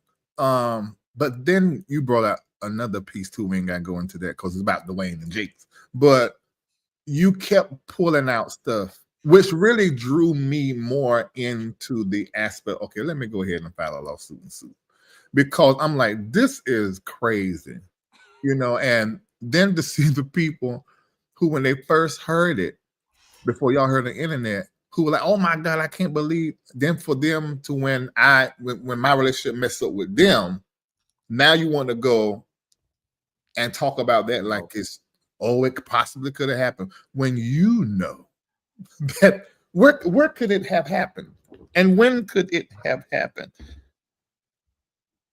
And if all y'all prophetic and y'all see and hear and God speak to you, how come the Lord didn't tell you when it was happening? I mean, for you all in the same house. I mean, a whole bunch of y'all was in my house. 20-some people was in my house. So that's just weird and crazy, but enjoy it, continue to do it. It does not hinder anything that I'm supposed to be doing in the earth. You had like a 10-person panel in Patreon that I paid 30 plus people to get into, to literally talk about what life was like during that time, who all was in the house and not in the house, what all the dynamics were and were not. And you had a village of people who could corroborate and substantiate that. And guess what? This person who only had himself later had his mom. But what the mom didn't tell the full truth about is the fact that she didn't even believe her own son, because he had done this and said this about other individuals in his lives when he did not get his. Yeah, but that's all interesting, and I don't hate any of those people. I when you pastor somebody, but the way I pastored, I'm gonna say that you love them. The love is not like a man has for a woman. Agape.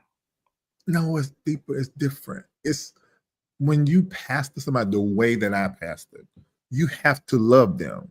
So you can't like unlove them. And that's love. That's really what love is. You can't unlove anybody. Yeah, you're right in that sense. But a lot of times people say agape. I would say in every sense, but yeah. Yeah, but a lot of people, they say that stuff, but it don't be the real thing. I don't know how to unlove anyone. So I ain't gotta like you, but I ain't gonna unlove. But I can't unlove you. Yeah, but yeah, exactly. But those people that did that to me, I don't feel the people around me, mainly Shamako, are more upset than me. I don't care. I mean, I'm like, so why am I going to take my energy and put it towards something to where you cannot ever fix it? You can never be right in their eyes. You can never, they have made up their mind about you. Just let that be and just go on about your life and continue on. That's what I've done. So it doesn't make, I think a lot of times angry and rage is one of the most dumb emotions, because a lot of people just choose it instead of really being critical in their thinking and then really getting down into how they feel about it. They just go angry, go upset, and they lose their mind. So when it came to the Duane situation, now mind you, what's this December? Well, it's about a year ago when I talked to him, and he wanted to come on my platform. So to everybody who wanted him to come and do an interview with him, this is his choice. I'm not trying to keep him from interviewing with nobody. He told me about the different people that reached out to him. Some of you reached out to me to reach out to him, and he just did what he wanted to do, and he don't want to talk about it 1,000 times. The next time he want to talk about it is in his answer, and if you have to go to court or mediation, which I don't really think any of that's going to happen, but he don't want to discuss it. It ain't got nothing to do. I did not pay him. I honored him for coming on the platform. I think the second time, maybe, or the first time, I don't remember. And just to be clear, like, what does that mean? You honored him? Oh, that means I wrote him a check and gave him money. But I do that to everybody. That's how much that check was? It wasn't a lot, hundreds. Okay. It wasn't a lot. It was just like go get something to eat. Yeah. Yeah, it wasn't. Now, what made you do that, since he the one who wanted that from you? It wasn't like you sought him to do this. I think it comes from my years of being a traditional pastor. Somebody come speak on your platform, you just give him a little something. I didn't have to. He didn't ask for it. He definitely benefited more from. I said, because he definitely benefited more from you than you did from him. Yeah, the reality is, everybody that come on my platform benefit more than I do. That's just across the board. They benefit more than what I do. And that is the truth. I benefit from a story that I'm sitting in front of the camera telling. For me, interviews are not my big thing, although I've had some great ones, but that is not how I built my platform. My platform is built on me doing comedic commentary, talking about whatever's going on and making folk laugh and telling them parts of it they did not know because of my connections and relationships. That's it. Mm-hmm. But I don't think that Duane's story should be ignored. I don't think it should be taken as the truth either. But I don't think it should be ignored. And I don't think that we should ignore the fact that Bishop T.D. Jakes clearly and before us all has operated in his ego and revealed to us more about who he is. And that happened this month. Last year when we began to see that. Actually, it began 2023 because he was viral for some of the things he was saying about women being masculine and rebuking women. It's just been a slow unraveling out of Texas of Jake showing up in a way we aren't used to seeing him show up, which is, on the wrong side of things.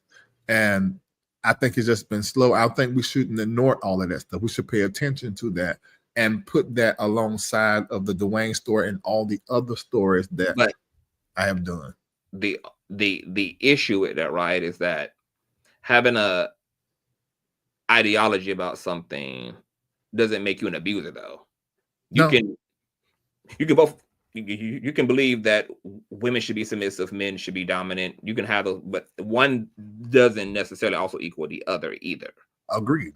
But when you use your position, your power, your money to abuse other grown hind men, and I know that and have proof of that, then when I hear a Duane story, I'm like, oh, so this is someone who wants to talk about it and can't be paid off. That's how I looked at it. That's how I looked at the story prior to that. But then it disappeared. Okay, so you just open up two vows. Okay, so some stuff I can't talk about that other story. But go ahead. I want to ask you two things. Because just like there are things you say should be considered about Jakes, there are things that should be considered about Duane equally. Absolutely. One of those things that I think has to be deeply considered is the fact that you did not know, and you had asked him directly, was he seeking money? And he's told you no, only to learn that there have been multiple attempts, according to this complaint, via demand letters and engagements, that Duane and his attorney, Tyrone Blackburn, have been seeking out financial compensation in order to keep a story that he was already telling aloud quiet. No, that's not what happened. I know that's what everybody think happened, but I don't blame everybody because it looks like that. what happened was Duane was, in his opinion, and I did see it, he was threatened. And he already had, this happened while I was in Africa. What was the threat, and who made the threat? It was somebody with the last name Jakes. Okay, hold on. What is? Oh, wait. But and I saw with my eyeballs. Oh, so was it Jakes himself or somebody? Because all I'm gonna say, it's a lot of people. All I'm gonna say. You got children. You're not gonna get me in trouble on this here platform. We trying to be clear. Their last name is Jakes, and so when that happened, but you're also not saying it was Jakes, because once again, a lot of people got the last name Jakes around Jakes. So it doesn't mean it was Jakes. You're right. Okay, but somebody with the last name Jakes threatened Duane. Okay. According to what was the threat? Basically, in the world of, so this is what you wanted to do, you don't know what you just done, you know, that. You know how a threat is. That's not a threat, bitch. You came for me publicly, and I want to hit you up and let you know, this is what the work you want. Okay, no, that's okay, I got you. But I said what I said. That ain't no threat. That's a response. I'm not adding to it. I'm not taking away from it. It was a family member who last name Jakes that sent it, and I saw it. So, because I was trying to figure out how did we go? Because I left them in Africa. So I thought when I got back, we're supposed to be doing an interview with you and the other two people. Well, because I got threatened, they really don't want to do it, and I actually got a lawyer since you've been gone. Well, where this lawyer come from? I know you didn't want no paycheck. You weren't trying to go to court. You just telling your story, which is the reason why I titled it "From the Abuse to the Abuser." I really like the whole idea of you be able to ask a pedophile, an abuser, somebody who's been predatory, questions to see what's going on here. That was what my thing was, and to look at, you know, but he ended up telling us stuff I didn't even know in pre-interview, like the rape of his sister, his personal rape, and then some other things. I didn't know any of that. I heard it at the same time y'all heard it. So I don't, how can I say?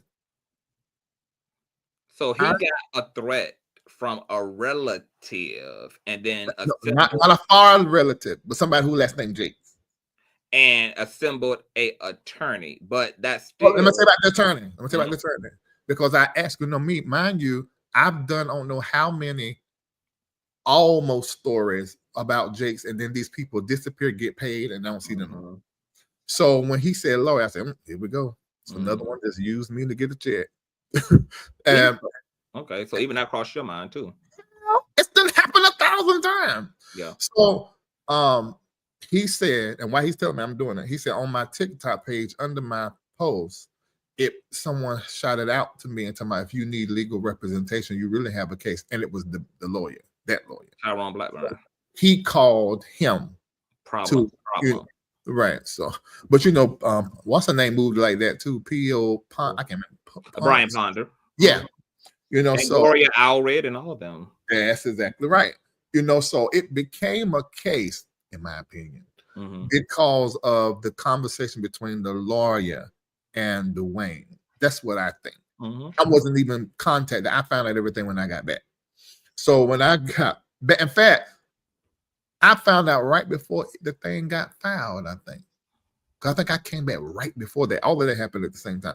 So anyway, so when he told me that, and I heard online, I listened to Pam the Intellect, and it said something about $6 million. And everybody said $6 million. I said, where's $6 million coming from? So they were saying that in the article at the time that was written up, but it was actually also in the complaint.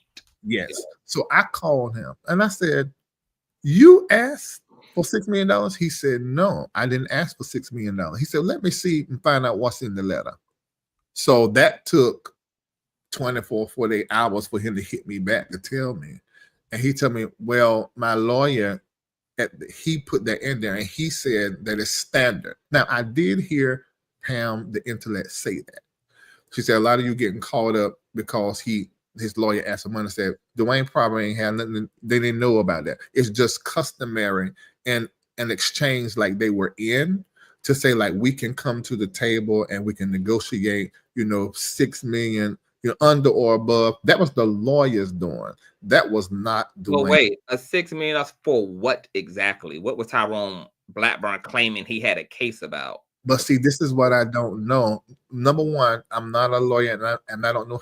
I don't know exactly how to use the right terms. I ain't going to court no more. I don't know what the right terms is to use to explain why he did that. But let me tell you, in Larry D. Reid words, from what I gathered, it is customary most times. So I'm not asking about the money. When you said that Tyrone Blackburn had responded to a TikTok live and was basically saying that Duane had a case, what was the case he was saying Duane had? Oh, okay, I got what you're saying. Yeah. Because it was a violation. He did not. If it's true, he did not ask. In terms of his allegations against. Right. Okay. Right. It's what he said. And we don't know if it's true. But by him saying that Jakes, cut him off to give him a hug, then talk to him in a sexual manner, trying to get him, all of that, that's enough for a case. So but that didn't dispel anything as far as I'm concerned. That I literally just said that he retained an attorney that then told him he had a case, and then they attempted to cipher money from Jakes privately.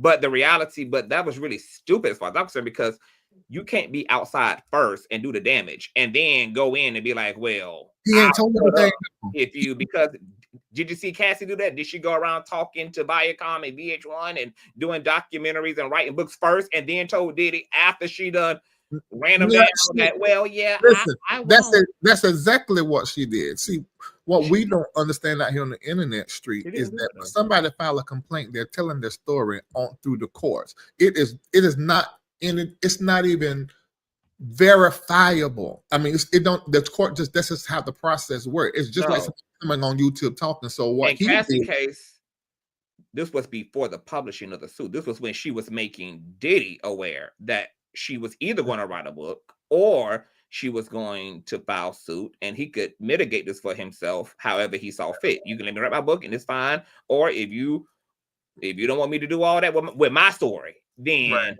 this is what you can do if you want.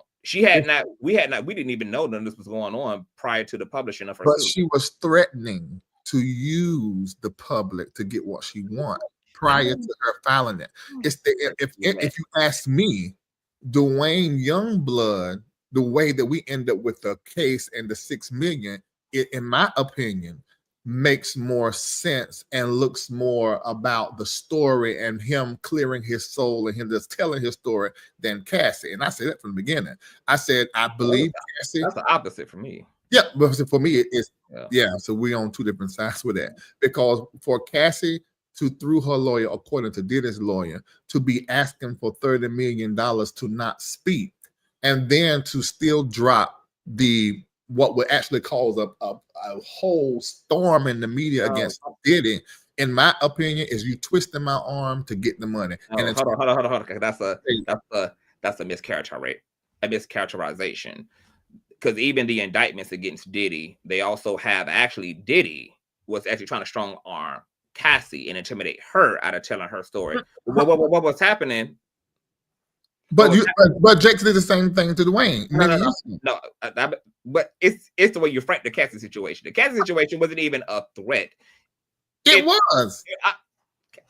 Can I finish? It was an opportunity. Like, this is what I'm going to do. I'm going to tell my story either via book, because because it's my story, right? I do get to choose to make money from it or not make money from it. I mean, it's my truth, my story, my history. I can do whatever I want to do for whatever reason I want to do it for. I'm going to tell my story, maybe because I need $30 million plus dollars. However, let's not get it twisted. And she deserved it. And she deserved it. But what's interesting, she would have made more than that anyway.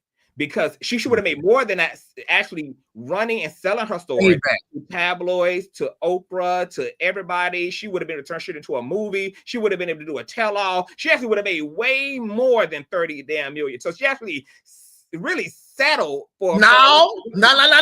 She ain't settled. She needed some money. Yeah, but she still settled in needing the money.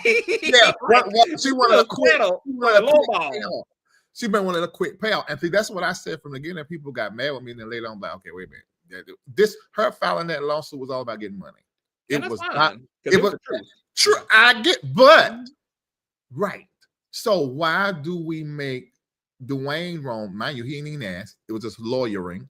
Why we make Duane That's wrong? according to Duane, and that's why the question for me. No, that's also according to what Pam said when she read. She said this is normal. No, I ain't talking about what Pam. Pam ain't you and Pam not a part of what the private conversations really are between Duane and Tyrone Blackburn.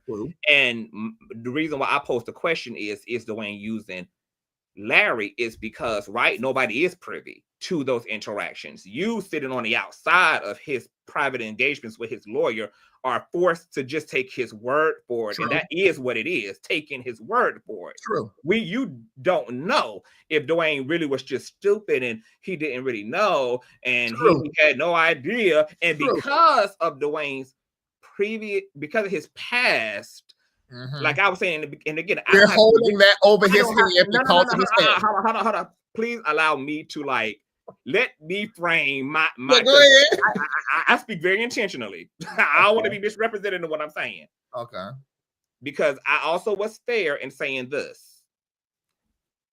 Everybody gets to have a past if they have a past. That's really not the problem. And I'm a Christian just like anybody else. I believe in repentance. I believe in people repairing their life. I believe in people starting a new chapter and all of that.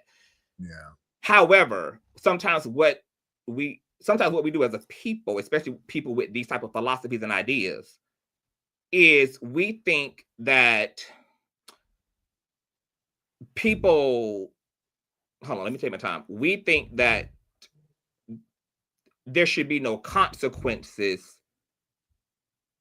because, and my whole thing is, we got a situation where one man with zero credibility is accusing a beloved public figure. Duane coming in as a criminal, coming in as a sex offender, coming in as an abuser. And he's not coming in as an ex-criminal because he turned himself in, which would have been noble. That would have been very integral. That would have been a way for him to mitigate his own actions, is by saying, I know I have fucked up and I'm doing wrong. Let me hold myself accountable and turn myself in. Let me expose my wrongdoings, which some criminals have actually done. They've actually had a conscience that propelled them into onto a cross willfully. Nobody had to come search them out. Nobody had to come find them. Nobody had to put out an investigation. Nobody had to put out the choppers and force them in. Duane was caught in his wrongdoing. He was caught in it. So because he's coming in with all that, he's disrupted people who think like me ability to default him to a, I'm going to take your word for it now because you blew it over and over and over and over and over and over and over and over and over again. You now, sir, are in a position where you have to make me believe it. You have to rebuild that character. You have to rebuild that pattern of integrity over again.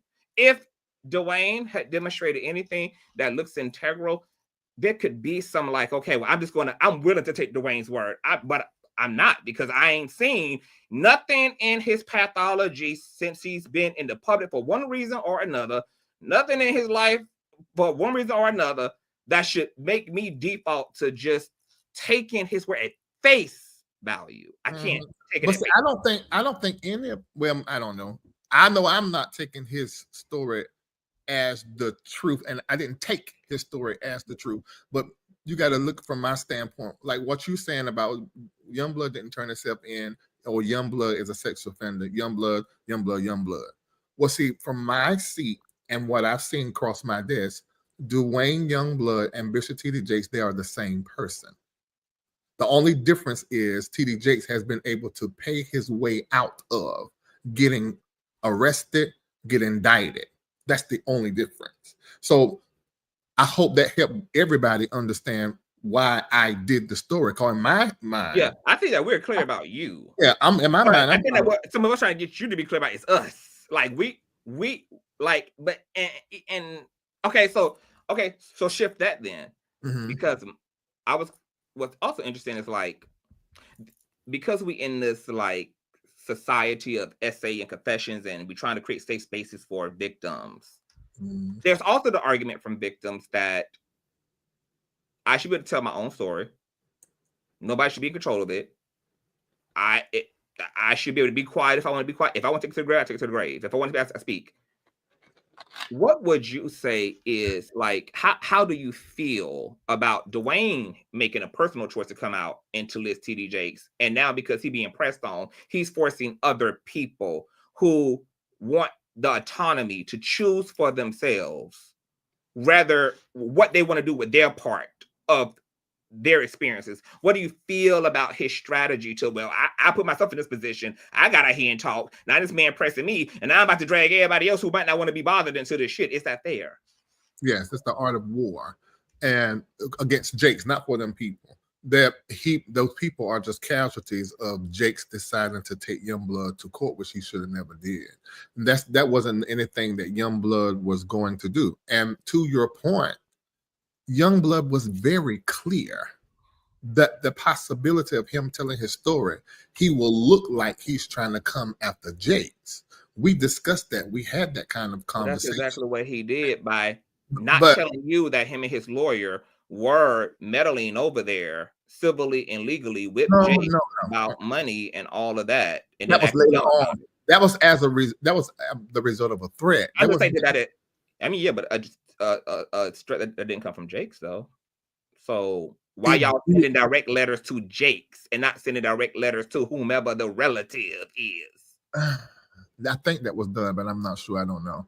But what I'm saying is nobody in their right mind who has the past of Duane Youngblood is going to come on social media against America's most beloved pastor America knows nothing about Jakes like I know and like Duane know and other people know.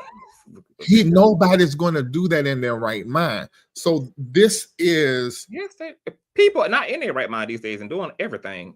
I know, but we're talking about Youngblood is not, he was a pastor, he was a bishop, he understands and got good sense, and he's doing well in his life, him and his wife. That is not something that he would have wanted to do or attempt. That's an assumption on your end. You can't, you don't really know how well that's it is. It is an assumption, but it is also, just like you assuming that Cassie needed money. We don't have no proof that Cassie needed anything. We still don't really know factually. We actually saw the dude just by looking at net worth of her husband, and it was her husband. A net worth is not an accurate depiction, and stars tell y'all that all the time. That don't look at no damn net worth on Google thinking that you know what's actually in my bank account, because you don't. Cassie needed $30 million. Hell, I need $30 million. Right. Could you? No, up under no circumstances, I am believing that Duane Youngblood was attempting to get Jakes by telling his story. He knew what it would possibly look like, because I told him, I said, now, you mentioned something about Jakes. Jakes is hot right now because of Diddy. I'm going to make a clip out of the part where you talk about Jakes, and that's going to go viral, and everybody's going to pick it up, and it's going to look like that you're coming after Jakes. Do you know what they're going to do to you? Can you handle that? So I've been living up under the microscope, my name everywhere over social media and the news stuff for years. I can take it. I said, you sure? He said, yeah. I said, all right, because that's what I'm going to do. It was me that clipped that part, and then the media and the world made it what it was. But his story, nobody's talking about Bishop, the other man, Jake's spiritual father. Nobody's talking about the other man that he named. Nobody's talking about his daddy that raped his sister all the time he had to hear. Nobody's talking about the person that raped him. Nobody's talking about how that bishop got him in the pool naked, and the other bishop that was actually on top of him in the bed and stuff. That's not the discussion. It's because Jakes is as he is and who he is and done what he's done, and that is the story. The media is responsible for Jakes going after Youngblood. That's what that is, and the people around him that was talking to him. I don't think that's fair to say either, because even if the bulk of your interviews would have been about those other people, and Jakes might have just been a passive mention, we don't know whether Jakes still, because he was mentioned. Period. He was mentioned in a way that is so salacious that not more salacious than the other two. But Jakes ain't got nothing to do with them other two. Jakes gonna be concerned about him, just like if a bitch mentioned me and some shit like that. I don't give a fuck who else you mention. You mentioned me too, and you know what? now you got to deal with me too. With that being said, Jakes may have filed that lawsuit not just for him, but for his spiritual father, because it was more incriminating against his spiritual father. No, So you remember his spiritual father stepped down days later. now that's interesting. That's an interesting thing. This is more personal for Jakes because it's not just him being ran down on; it's other people he respects and love too. That's And the guy, the other guy, Quanda, that was his spirit. See, all of them was up under Quanda. So he's known for fucking boys. All of them was Jakes and Watkins. I think it's Watkins. All of them, including Duane, all of them was up under this one man. And they all sort of followed his same pattern, including Duane. So, and let's be clear too. And talking about the media, yes, everybody knows if you insert a public figure in something, so it can be argued this is exactly why Duane Youngblood inserted. Like, it doesn't take away per se from anything, because at the end of the day, he did put T.D. Jakes' name in that. And those things either are true or not true. But let me ask you this question too. Because see, this thing is so compartmentalized. It's just so interesting. It's so complex in nature. It's interesting to me, right? Because we also have the issue of Duane being a legal adult at the time that Jakes made his passes at him. So is Jakes being a man, taking interest in him as another man, is that illegal? No. So then what are we? Unethical, but not illegal. So what are we exposing exactly? But listen, I 100% agree with that. You know, I agree with that. It's unethical being that he's married and he was Duane's spiritual leader. Now, since you agree to that, this is why things get salacious. Because what the fuck did Tyrone Blackburn then mean by you have a story? He's a lawyer. Because like you said, it's unethical. It ain't criminal. So, but see, this is why early on in the conversation, Dr. Reid, I spoke about how Tyrone Blackburn has been penalized, sanctioned. He's been dealt with by tribunals in the legal system, whether it's in the Nicki Minaj case, whether it's in the T.I. and Sabrina Peterson case, whether it's in the Tiffany Haddish case, that this man has, this attorney particularly is literally known in the legal field to be salacious. He's known to lie. He's known to embellish. He's known to do all the things above and above. What the hell is that? You might well just block that because you know that ain't right. I ain't even looking at a block. What?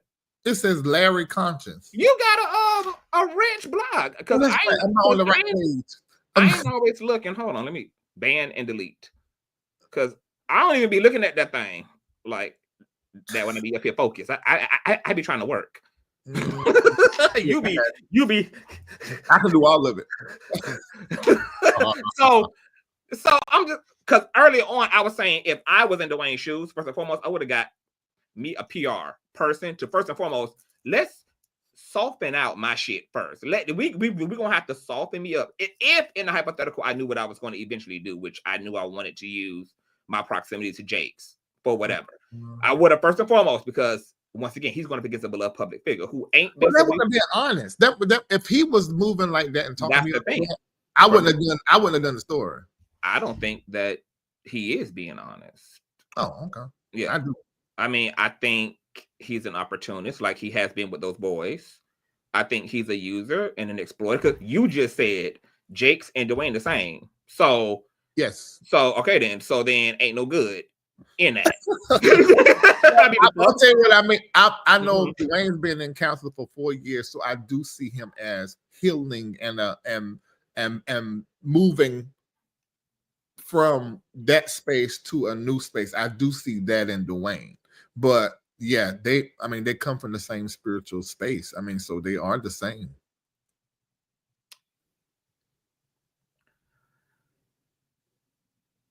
Okay. Only difference is that Jake's been able to pay. So with you saying, people love this too. I love that we're able to do this, and I love that we're able to do this on the phone. So yeah, right. So, but I love we get to do it. Like it took us. It's amazing. Yeah. But with Okay, like so with you coming in earlier and saying we should consider the fact that Jake's been dropping the ball on his bullshit been coming out and oozing out slowly but for surely over the past few years. Okay, considering that, and then you agreed. Okay, I remember he called gays freaks. Ooh, that word me. Oh, that word me so bad.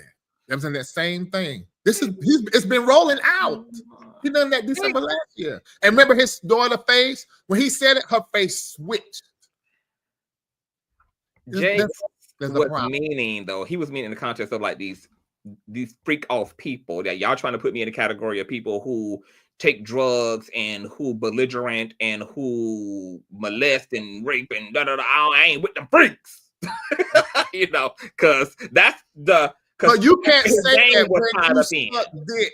You can't say that when you eat ass. But see, can't do that. But those weren't the particular allegations he was responding to. He's responding to he was responding to a plethora of things around criminality as well, and saying I don't do what those he calling all of that because Jakes is on public television saying how he feels about homosexuals, saying he ain't got no problem. He believes that. No. Don't you tell me you don't. I've seen him say that, but see, y'all let people slide. But Ben me, y'all want to. If that pastor does not say that being gay and homosexuality is not a sin, then you do not listen to that person. As a homosexual, as a gay person, you do not allow yourself to sit up under, around, and serve and give to a pastor who says who you are is a sin against God. I don't care what but that's exactly what my tribe does, because we have been so conditioned that this is what the church is, and because most of us believe that there is something wrong, in fact, on some level with what we're doing, we participate in those abusive systems, and we participate and help to fund and to organize the church and to uphold the church, even if they have anti-LGBT rhetoric and philosophy. That's what we do historically. That's why the LGBTQAI plus community is still filled with the same toxins of oppression and everything else that has ever been done to them. They have become it to each other. But T.D Jakes is a hypocrite. I saw that interview. I remember it was, and Joel Osteen done an interview very similar around the same time. I've seen that one too. That is hypocrisy. That is, how can you say that? Because we're making the stretch. You are assuming that when Jake said freaks, that he is specifically talking to people who simply identify as when I don't believe that's what he was responding to. He's responding to his name being caught up like your friend who said he had a picture of T.D Jakes in an apron with his flat clappers out in the back at a Diddy freak off. He did respond. Jakes responded to all of that bullshit. Shit, like y'all got me. That was just Jake's way of saying y'all got me fucked up. But I do understand the way it can be interpreted, but it was clear what the context kind of was to Jake's outburst and what he meant by freaks. I don't believe Jakes was talking about same-gender loving people exclusively. I believe he was talking about literal freaks. We can't be sure. I mean, so I can't push that. Yeah. But I will say that I think he's a hypocrite. And I think anybody that is in this chat that is up under any pastor that says that your gayness is a sin and is against God is stupid. And are gay themselves. Right. That makes it worse. Okay. So my question. Okay, so then, because here's the other thing, because you know, I'm a prophet, so I think ahead. I already know what some of the questions going to be in the aftermath of this interview. Why would it be an aftermath? We talking about a case. No, I'm talking about like in terms of the comment section and and just the conversations after people digest this fully. Let me ask you this: is that what broke people do? I don't know, because in my world we don't operate like that. We have an intellectual conversation. No, not aftermath in like a negative thing. I'm just saying like in terms of like after this talk, people are gonna come in and then they're gonna have questions. I'm thinking about what those questions probably gonna be based on what they're gonna hear today. Go ahead on. Yeah. So see, you done did all that. And I forgot what the hell I was trying to go. What the hell? Holy Spirit, help me out here. Where was I trying to go? You were saying because of the conversation we're having, that people gonna come in with questions. Yeah, but I forgot what you said, because you said something that generated that question. I was saying that you do not need to be in a church as a homosexual person to where the leader Okay. It wasn't That was the last thing I said. Must be something. Yeah, it was, yeah. No, it sparked something that was kind of like separate, but for some reason, what you said created wherever I went in my brain as a like, oh, let me ask Larry this. Somebody said, "Men love men, let them love." It was good too. Come back up. I should have just spoke over you. You should have. You do it well. You do it well. You do it well. You do it all the time. Thank you. Thank you for my roses. Oh my God. Oh my God, it was so good. It's gonna come back. Yeah, I'm gonna have to let it go. Full. I'm have to. Okay, let me try to forget let it go. It'll come back. Forget it. So my other question to you then is, with you saying there are things that should be considered about Jakes, but you also agree there are things that should be considered about Duane. Absolutely. What do we do then if we have two people? We have to consider some pretty deep shit.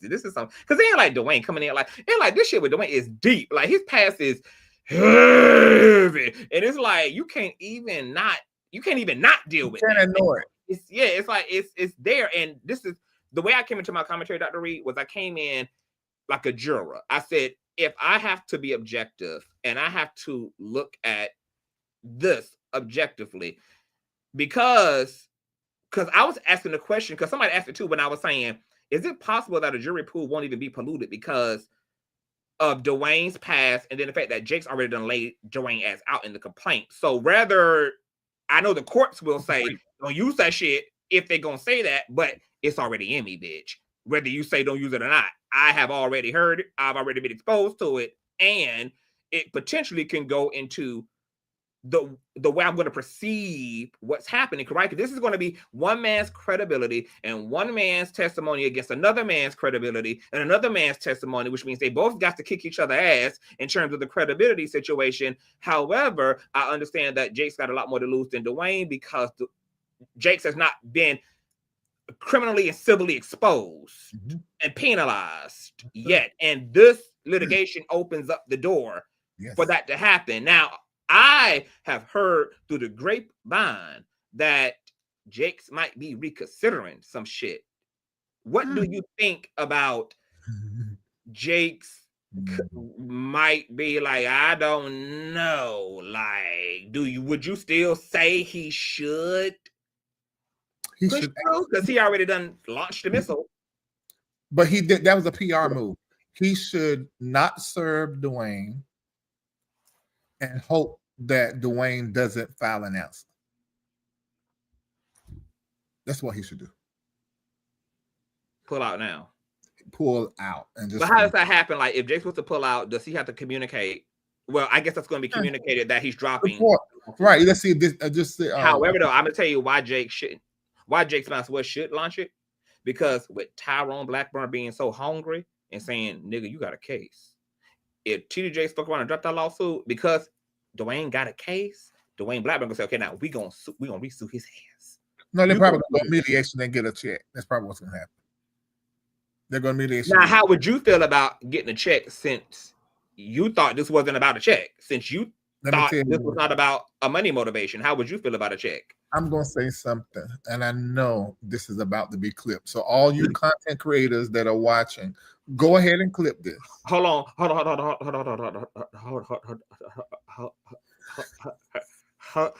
Dr. Reid. Hold on, y'all. Hold on. Wait a minute, doctor. Hold on, wait a minute.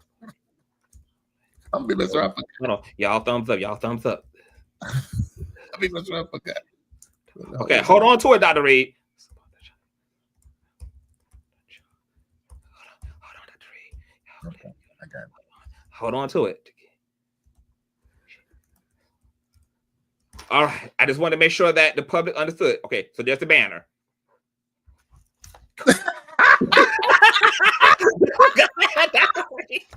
Matter of fact, I'm about to move, bitch. Go ahead, doctor. No. Go ahead. Set it off, Dr. Reid. Oh, that's tickling me.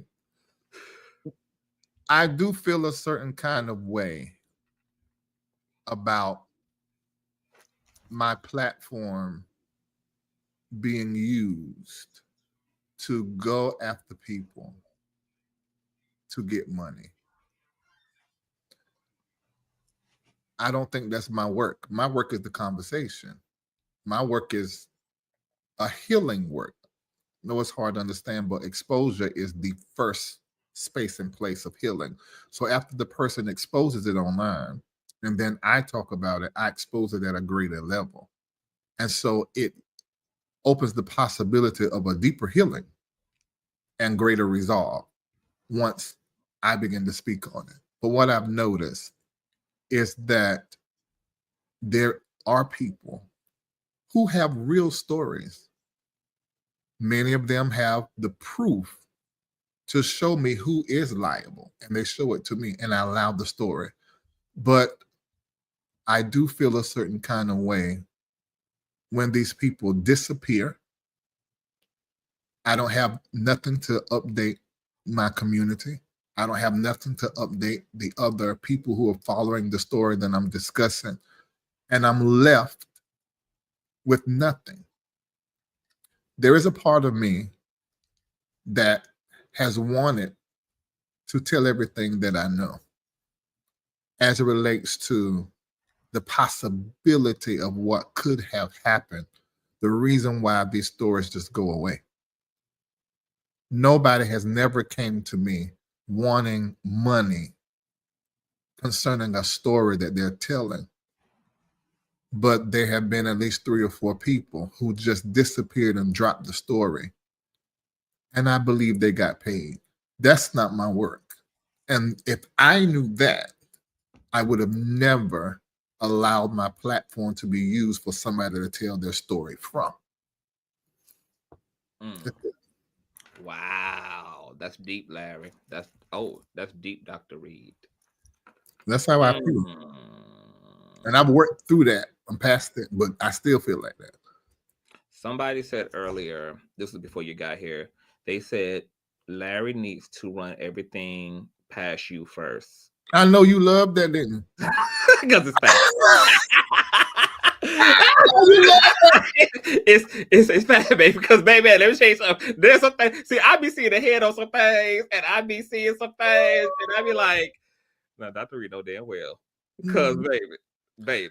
I knew what I was getting into by doing the story. I'm glad I did the story. I'm glad. But you just don't want the stories to be motivated by the superficial. That and let me tell you this now. If I get proof, and one of those proof can just be the angel of the Lord telling me that somebody used me and did that on purpose from the beginning, oh, it's gonna be one of them old Larry live shows from years ago. Because I'm going to come live and then lay it out. It's a great question. It's just different from pay me for my pain. Let me tell you the issue. Tell me what you are doing. Be honest. If you just want to tell your story, if you just want to tell people what this person did to you, great. But if there's 10% of you that want to check, I deserve to know that. But now that you kind of already said publicly, you ain't fucking with it. If it do, they already know telling you that it's gonna render an opportunity lost. So you might have should have kept that to yourself. Yeah. And just said, if you want to, if it's about money, just let me know. But I tell them what the you can call me still if it's about money, because this is how this gonna go. Now I'm glad. Now give me this out. If it's about money and getting paid, you can call me, because the moment I call anybody, all the way up to people in and out the White House, they always answer my phone. And I can get directly to them. And they're going to want to talk with you to see what's going on, how they can make this go away. Do we need to have a conversation? Do we need to sit down and talk? That's how that's going to go. And I've done that plenty of times. You don't have to be deceptive to me and manipulative and use my platform because you know it's credible. And you're using what I built, and it was hard to build it. And it cost me millions to build it. And then you're going to borrow it to do some shiesty stuff to get a check. That's not okay. I'm glad you then now understand the context of me beating you upside the head over these years sometimes, because see, I'm aware. See, when I met Dr. Reid was substitute teaching and Ubering, and at 4,000 subscribers on YouTube. So I literally watched him make his first million. It was over almost again. 4,000, almost 4,000. Okay, see, yeah, I was okay. Yeah, collectively it was 4,000 Facebook and YouTube. So I watched Dr. Reid build this shit from scratch. Yes. I know he even had a co-host and was even taking a chance on a vision and a call God gave to him and restructuring and creating intentionally the Larry Reid live transition. Yeah, 2 co-hosts. And so because I'm acutely aware of just watching it almost like from scratch to be built, I also feel called to protect Dr. Reid's brand, because I know how hard he's worked for his shit and how much he's had to take on, from lawsuits to all type of shit to getting his tires slashed on his car because of shit. It's been all type of fuckery and foolishness that has happened, child. Okay, This the price had to be paid. This conversation has pulled up something that I'm feeling now. I don't think I've been handled correctly by the people who I have helped on my platform. And they have went on, used my platform. I'm be careful what I say. They have wiped your ass. They have wiped their ass with you. They have literally and pimped did not you out and hauled that. No, just pimped you and ran. Didn't pay me well. I had to work for what I got. I saw somebody and then had to deal with the residuals of what they started. Let me say this: what somebody said to me, Conscious, and I ain't even say this to you. Oh, we might have discussed it because of the old lie. People got enough nerve, to say that Bishop Bernard Jordan bought my house, bought my Rolls Royces, bought my diamonds. Let me make this very clear, and this is very clear. To say that Bishop Bernard Jordan, who mentored me from 2019 to 2024, who I will always honor with my teruma, unless or until, has paid for my home, my Rolls Royces that I've had, my Mercedes that I've had, and any and everything I ever done that was plausible, is disrespectful to Black business and to me as a Black leader. Anyone that takes credit for what Larry Reid and those that support him built, I think you have the spirit of a thief. You're not just a hater. You yourself are a thief, and I think you're filled with envy. I heard someone send me a vlogger's recording the other night. I want to call your name, but I'm not going to do it. And this is why I only take this particular vlogger as entertainment. Because you got on your platform and said that Bishop Bernard Jordan bought my home. Number one, the house that the ministry operates out of, that has all these studios that the people paid for, is a lease. It's not even a purchase. That's number one. This is the same property that Oprah Winfrey and Iyanla Vanzant done the last season in. Prior to that, the same home that Cardi B and Offset lived in. This is a property for people in our tax bracket to use for their business and for their visions. So that's number one. You could have Googled to find out that that is not true. Those of you that come on this platform and tell lie after lie about me, you let all of us know who got Google and ChatGPT, and those who talk directly to me and those that are in my life We all see you.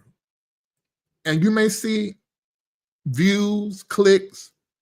It will never end up being no more than what it has been for you because you don't have any integrity. You obviously have a grudge against me. Maybe you're even jealous.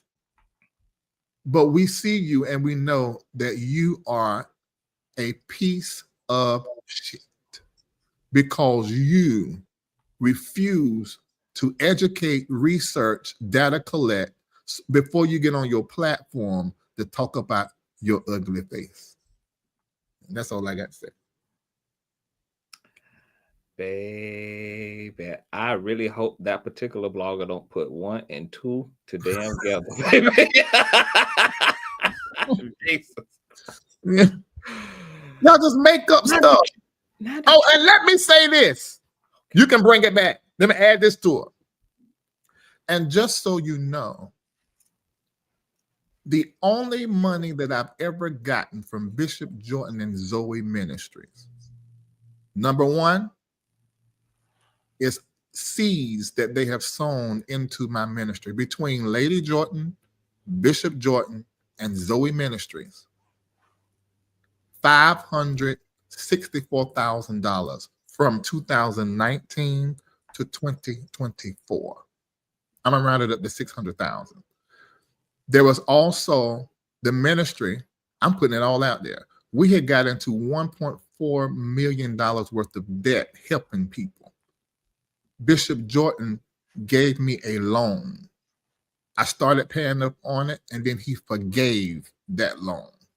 That was a couple of $100,000. Counting that he forgave and the seeds they're sown, it's around about $780,000. Larry Reid has given to Zoe Ministries, not counting Taruma, right at $3 million from 2019 to 2024. Now, who told you that he bought me anything? You made it up. The reality is, if anybody came out of this relationship better off, what both of us really did, we were a blessing to each other, and we still have relationship. But what I'm trying to explain and give you the truth is, that is not the nature of our relationship. A mentor don't come into your life and buy you everything you need. A mentor comes into your life. Say it again. I said, not like hell they don't. Right. They don't come into your life and buy. They show you how to get the money you need. That's what a mentor does. And that's what Bishop Jordan did. That's why $3 million has been given to him in his ministry, not counting some other stuff, since I've known him, because I will always honor him, because he broke the scarcity mindset out of me. I was raised in poverty, and I needed that in order to go to the next level. When I met Jordan, just months after meeting Jordan, almost a year, I was sitting in fear because there were $2 million sitting in my account, and I didn't know what to do with it because I had a poverty mindset. It was him that broke that off of my life. So I don't know where y'all getting y'all information from. Y'all just don't know what y'all talking about. Just shut up. Do what? Shut up. I want you to look high and low for many possibilities of finding a shut. And then go over there and look all over there much as you can and see if you can find an up. Put both of them together and shut up. And do it forever. All right, I'm done. Is Jeremy done now? Just saying. Y'all kill me with this stuff. Now you got facts from my mouth that I don't even owe you to tell you. But now you know. And watch the Conscious, they're going to still tell the lie. Of course. That's why I'm come out here and clear up stuff. Right, because it don't matter. At the end of the day, it don't matter. It's the lies, and the more raggedy they are, the better they are. The more popular they are. As long as the lie raggedy, the lie is good and juicy, you're raggedy, it's salacious, baby. But that was that was a clearing. That was a clearing. Yeah, and there's proof. Oh, that's what mine says. Shut up as loud as you can. Yeah, that's what I say all the time. On period. Somebody asked the question, did you mentor me? I like to see it as we really be mentoring each other. That's fine if you want to say like that's fine. Mm-hmm. There's some things that I've learned from you, and I think that happens in a mentee-mentor relationship. Of course. It may start off one-sided, but ultimately when it matures, it's both-sided. It's an exchange that is happening both ways and is lifting both up. Mm-hmm. Yeah.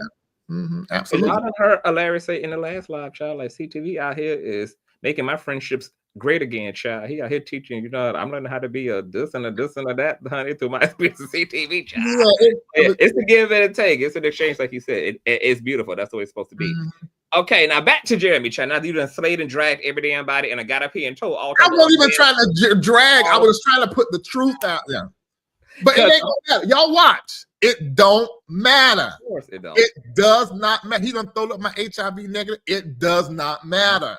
Because this is all a game on YouTube. Yes. They're not into the truth.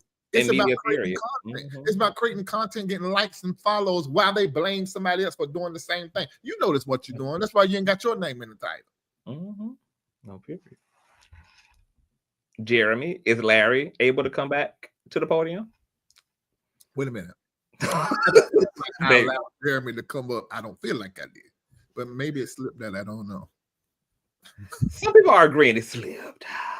There was an exchange between Larry and Jeremy going on the last 15 minutes. It's fine. Okay, so the Holy Spirit brought back to me what I was trying to say to you, because I know what people are going to say based upon some things that they heard here. Because so let me set this up for you, because you ain't got on your feminine pink, so you might not be easily in your feelings this time, child, since you know what I'm doing here when I do it. Now remember my feelings last time. Oh, hey, that you think the pink? Don't wear that pink no more. But Pinky does do that. Or at least don't call me and text me when your ass got it on. Just get me on Pink Day, baby. Get me on Pink Day. You can do that now. You're pushing your passion. Baby, all that estrogen. Baby, it was on thick. It was on thick. Okay, but let me, because I like to set things up to help people to clear it, because because I've been doing this for so long, I just know what's going to happen when it's going to happen. So, because the beginning of all this between you and Duane, there's been a narrative that Larry don't like Jakes. Larry got a vendetta. Larry want to take Jakes out. Larry and Jakes. He been coming. Now, there is something you said here in our talk today. Mm-hmm. You have said it a few times that the only difference between Duane and Jakes is the fact that pretty much Duane got caught. Jakes hasn't been caught. Absolutely. Let me ask you this in all honesty. Is that what you want to see? Do you want to see Jakes be held accountable for what personally has been the case between him and other individuals? Is a part of you that's like, yeah, nigga, there need to be some accountability. There need to be some justice here. Some form of it. Mm-hmm. I can answer this. And Ben, that you know me, it's a true statement. I don't even have that. It's not my personality to be wired that way. My personality is on this wise. This is what I want to see happen. I want to see Jake sit and talk to all of these people and be honest about what he did and why he did it, if that's what they want. But this is me, Ben. You asked me, so this is what I want. I would love to see his relationship repaired with all these people that he has wronged or they feel he wronged them. That's what I want. Mm-hmm. I want to see that. I would love to see him and Duane sit down by themselves, nobody involved, no cell phones, and both of them get clear and move on from that. I don't like that it's on the internet. I don't like that it's in the courts. I don't like any of that. That's what I would say. I love Bishop T.D. Jakes, and I honor Bishop T.D. Jakes for the good that he has done. I always have. Go back on my platform. I always have, even when I knew some other things. Now, why y'all not gonna clip that part? Because see, y'all want all the other stuff out there. That need to be clipped right there. Yeah, and he's got to the circuit. and Bishop Jakes had got my money. I was actually tell us a little bit about that. yes in 2001. What's this now? 24. This is that I built that house in what year? I built that house 2000. Okay, so this is around in 2004, 5, 6, and 7, and 8. I was sending money monthly. It was on automatic coming out of my accounts to Jakes. He knows I'm not lying. If they got good record keeping, they can go look.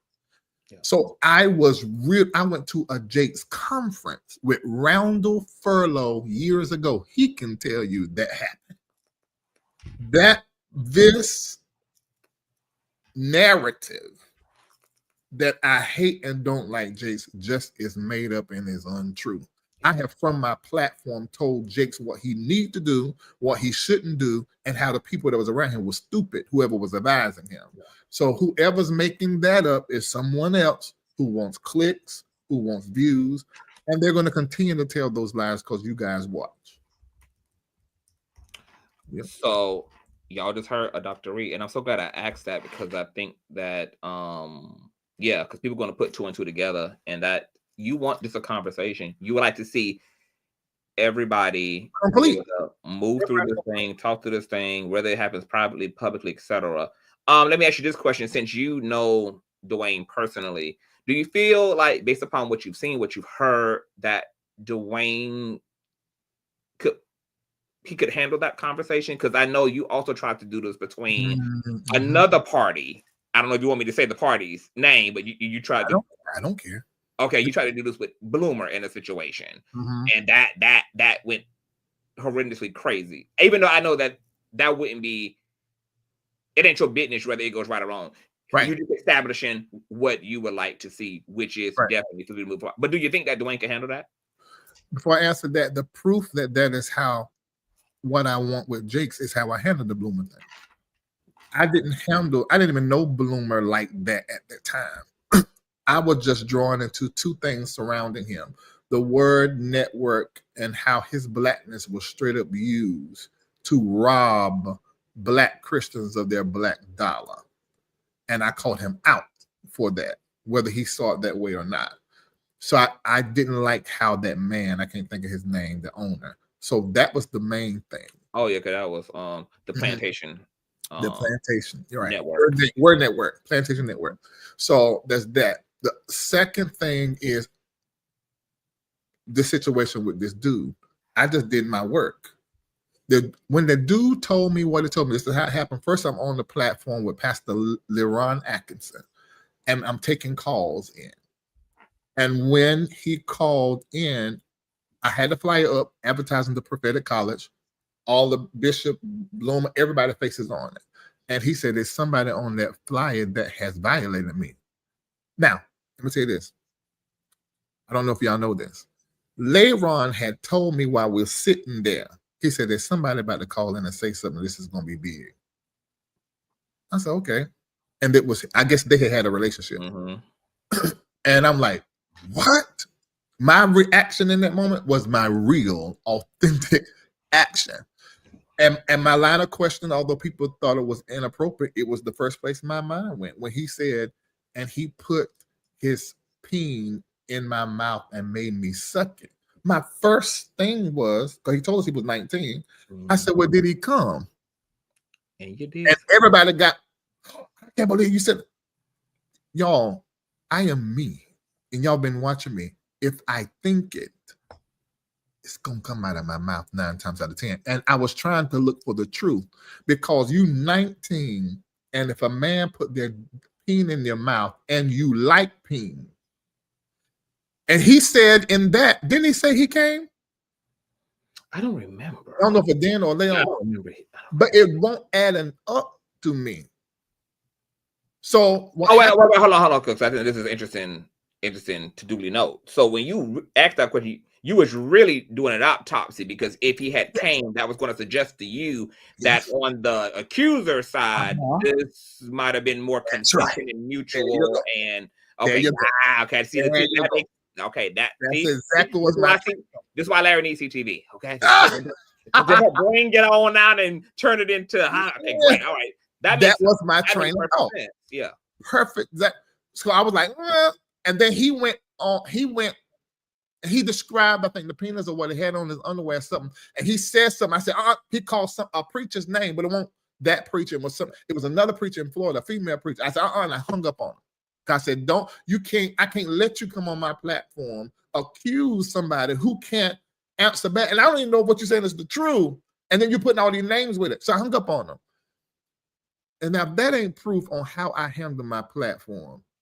This has been consistent the way I handle stuff. So we got on the phone. And when I got on the phone with him and he told me his story, I 100% believed him. And let me tell you why. Now, remind you, that's years ago, Larry Live. Right. I believed every victim, basically. Mm-hmm. Until I got into it. So, this ain't sounding right. And so anyway, when I got on the phone here, I fully believed everything that man told me. Everything he told me. I felt it. I connected with it with my own trauma.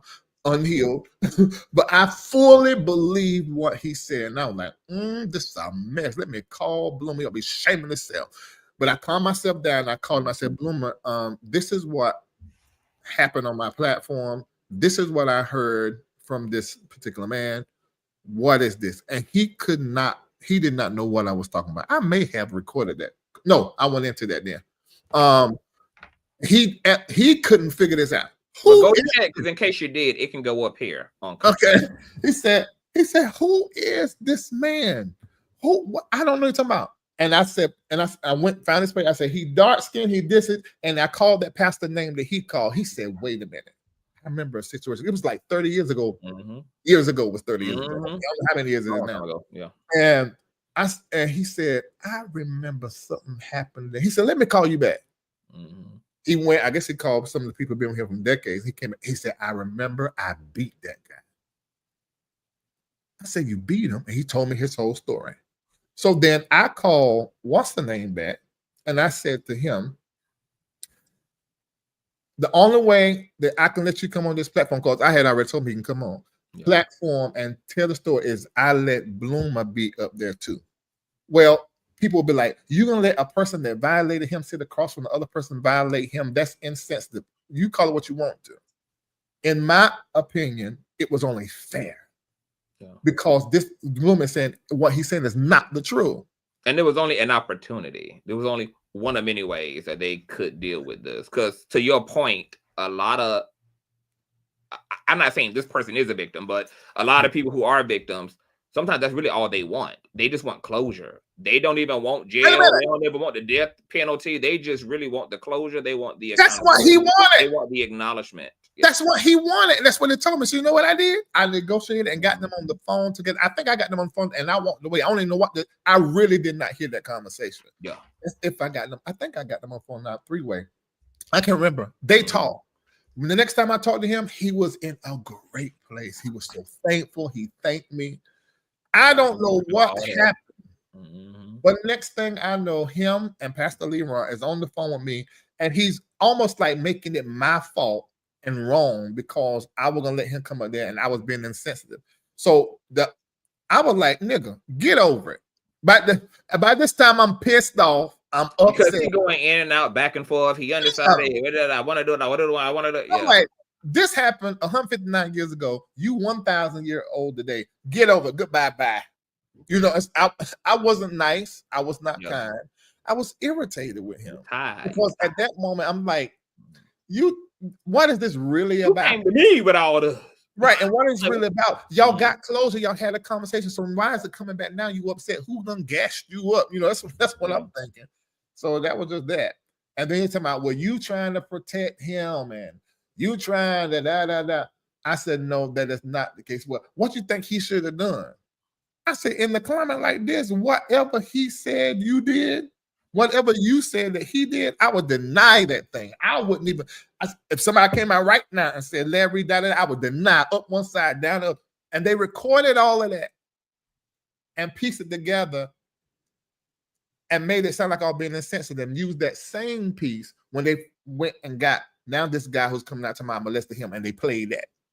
I said, these people are crafty on this internet, piecing and splicing and putting stuff together.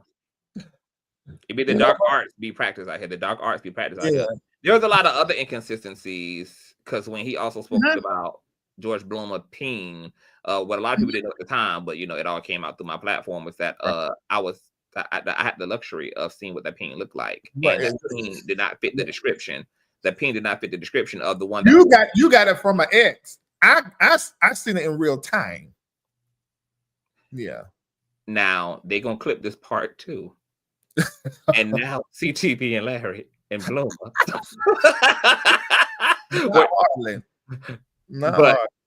So what?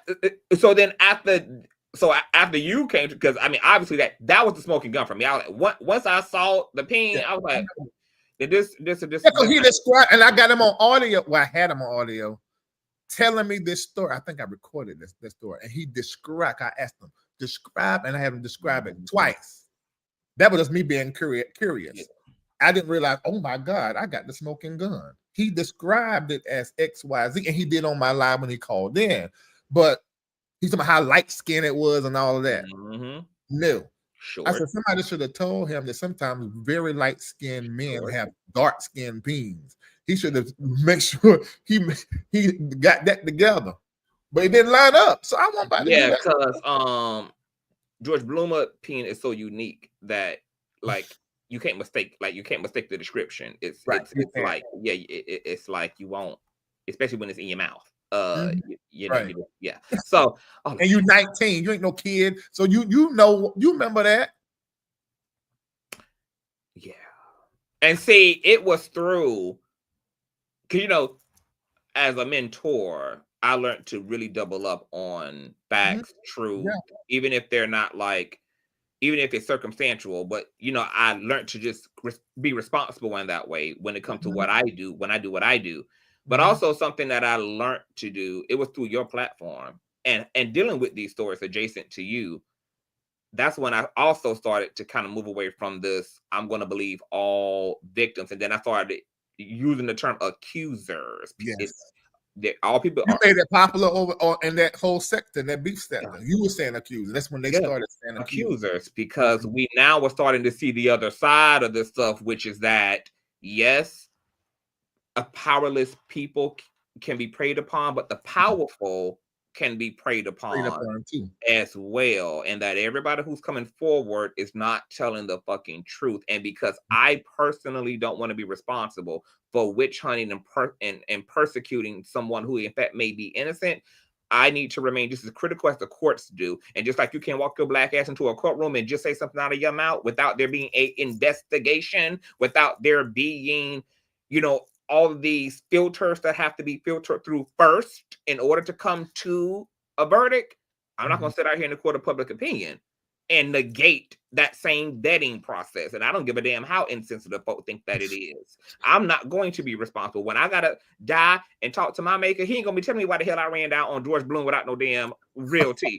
He ain't going to be sending me to hell, baby, for running down on nobody without doing due diligence, baby. Okay, I ain't about to go to hell for nobody, baby. So I'm going to be responsible. I'm going to be as critical, and I'm going to, even if I still land in the conclusion that's not, at least it can be said that I'm making my conclusion is informed by a responsible, critical thinking, paying attention, and really asserting the best of my mind and awareness. When it happened for me, Conscious, I think I told you this or told the platform this. I had done a few stories like that, and then I said, the Spirit said to me, because a lot of time when I'm not getting it, it takes my gift or the Holy Ghost to tell me, Larry, you messing all this up. The Spirit said to me, who told you that your platform was for the voice of the victims? And when I know enough about the Spirit, when they check me like that, there's something that's trying to, God trying to get to me and it's orchestrating it. And long story short, that's when I shifted, and I said it on my platform that I'm not on the side of the victims automatically no more. I'm not. I got what is going on. And the reality is what y'all were seeing in the times you were seeing my pain body attempting to heal and process through these stories. So I had to get that together. because I was making people wrong that possibly were not. And I switched it, changed that. Yeah. And the proof for why it was important to do that, once again, was because of what was literally playing out. Like, y'all can see, everybody is not telling the truth on the so-called victim side. They're telling their truth because, sometimes they're just telling a lie. Right, but sometimes their truth is a lie. And let me explain that. It happened to me. Those of you that do not know, I was molested by 6 of my relatives, male relatives.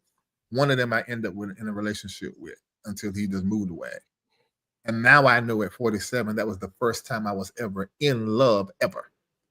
Jesus, now, that's a lot going on. Yeah, but I had to go through counseling to get all clear on that, because that is not something you just come to. Yeah. So I have made up a part of my pain and my violation that did not happen. And we were on the phone together, was talking to him. And I've been walking with this thing for years. I'm married now at that time.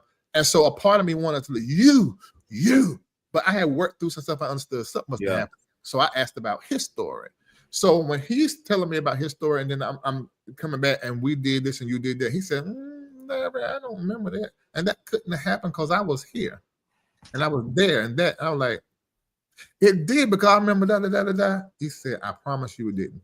So I just didn't fight in it because I wanted to get to the healing. It was years later, a whole nother conversation with another one of my cousins. I realized I had put these two stories together and it didn't happen. So when I say that they're telling their truth. Hold on. So what were the two different stories? Like, what were the two different stories that you had ran together? I had complained. I had pulled together what I had discussed with my cousin, because the incest, the molestation thing happened to a lot of us. Yeah. So we all talk about it. I had took a piece of their story that his brother did and made it like it was my story. In my mind, I don't know how it happened. And I said, oh, my God, he was right. That did not happen. Because that can happen sometimes. And I can remember, look, I do have a degree in therapy. I can't remember the proper name of it, but there's a name for when we're being molested and abused, do that.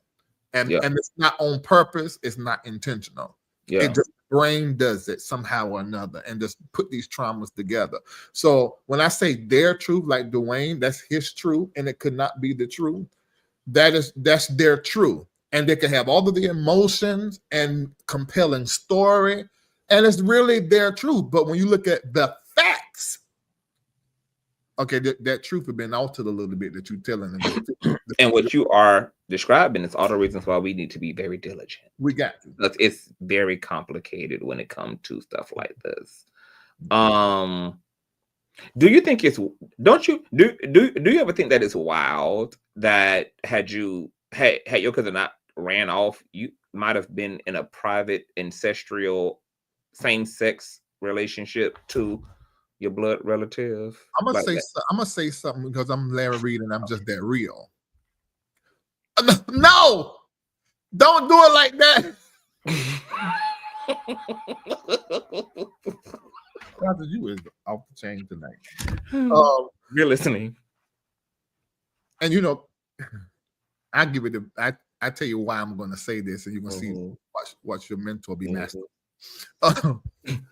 I'm going to say this: I'm molested by 6 of my cousins, male cousins, but one of them was like a relationship.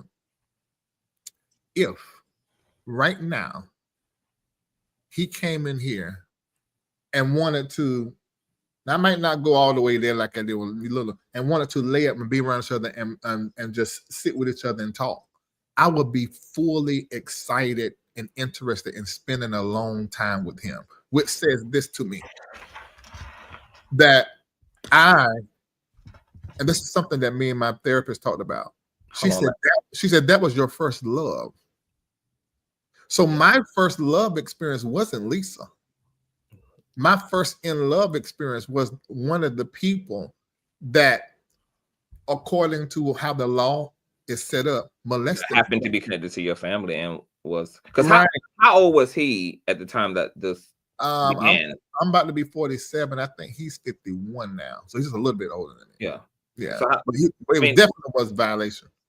No, how old was he at the time? Like, are you and him at the time that this was all happening? He was 14. I mean, it happened when he was 14, 15, 16 till he left. So he was 14, 15, and you was how old? Like what?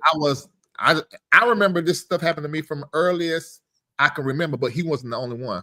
The earliest I can remember. Because if y'all like 10 years apart and he was 14 and we're not 10 years apart. I'm about to be 47. I think now he's 51. We're Hold like on. It couldn't have happened when he was 14 because you wouldn't have been alive when he was 14. No, your math ain't right. He said 47, 48, 49, 50, 51. It's 5 years. Oh, you said 5. I think you said 4. Y'all 19 years apart. I was like, hold on, no. Okay, yeah. So okay, hold on. Y'all 5 years apart. So he 14. You would have been what, like 9? Right. That's right. Okay. And he was like one of the last ones to molest me. The other ones were earlier. No, wait. Two of them dead. So let's go back a little bit because see, I want to get as much clarity and understanding as possible before this just gets taken at face value. So with you now, you said it's possible that if he wanted to spend time with you, that I would love that. Okay, hold on. Larry, don't even ad lib. I want you to wait till I complete. Okay, all right. Yes. Okay, I'm listening.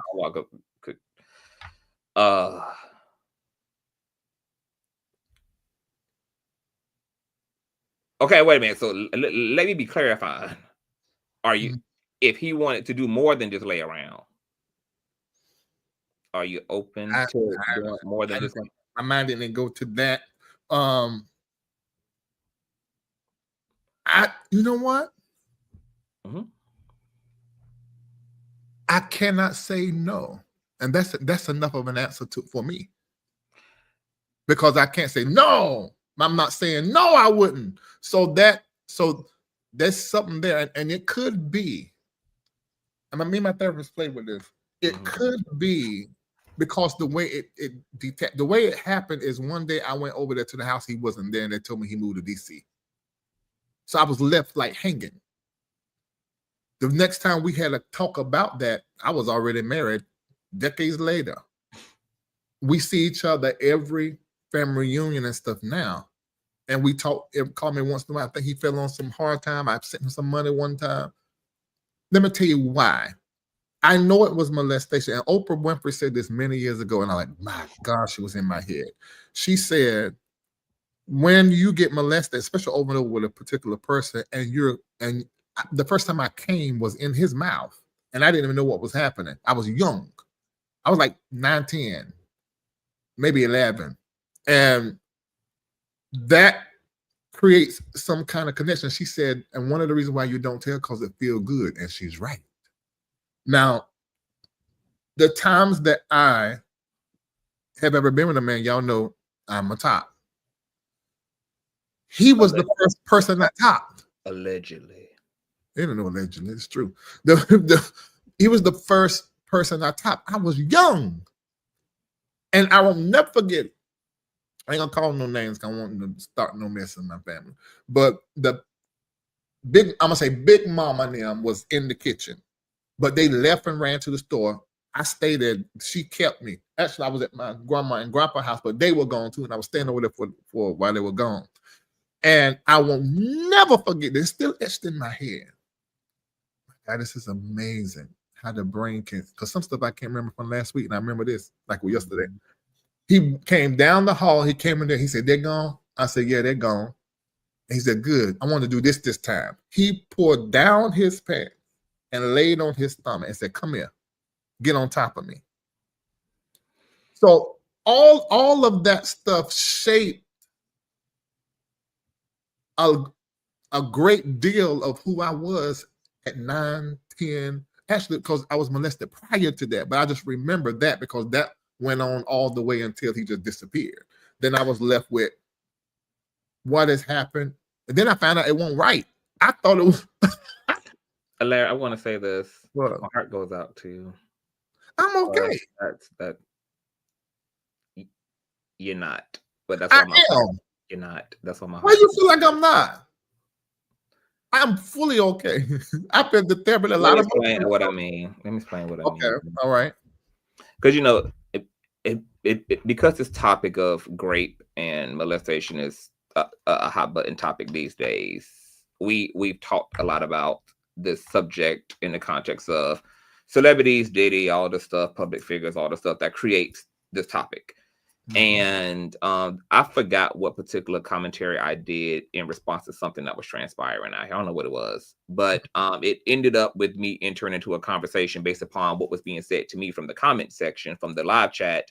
Somebody, it made me go into this dichotomy when it comes to being a victim of SA, where people who have been even raped and did not want nor desire their experience had an orgasm in their experience. And then I talked about the polarity between consciousness and the consciousness of the body, which they are in alignment, but also exist individually, which is why your will can be very different from the thoughts and desires of your body. Your body can crave something that you're telling your mind. If you decide on a diet, your brain has decided we dieting. Your body might be, no, bitch, we getting pizza and we getting spaghetti. And we getting fat back, and we getting soul food, and we experience this compartmentalization all the time because we 3-part beings. And somebody put in a comment and was like, well, how could that happen? And then I explained what I just said here, how the difference. I said, but this is because this shit is so deeply complicated. This is why nobody under the sun should ever experience any sexual violation.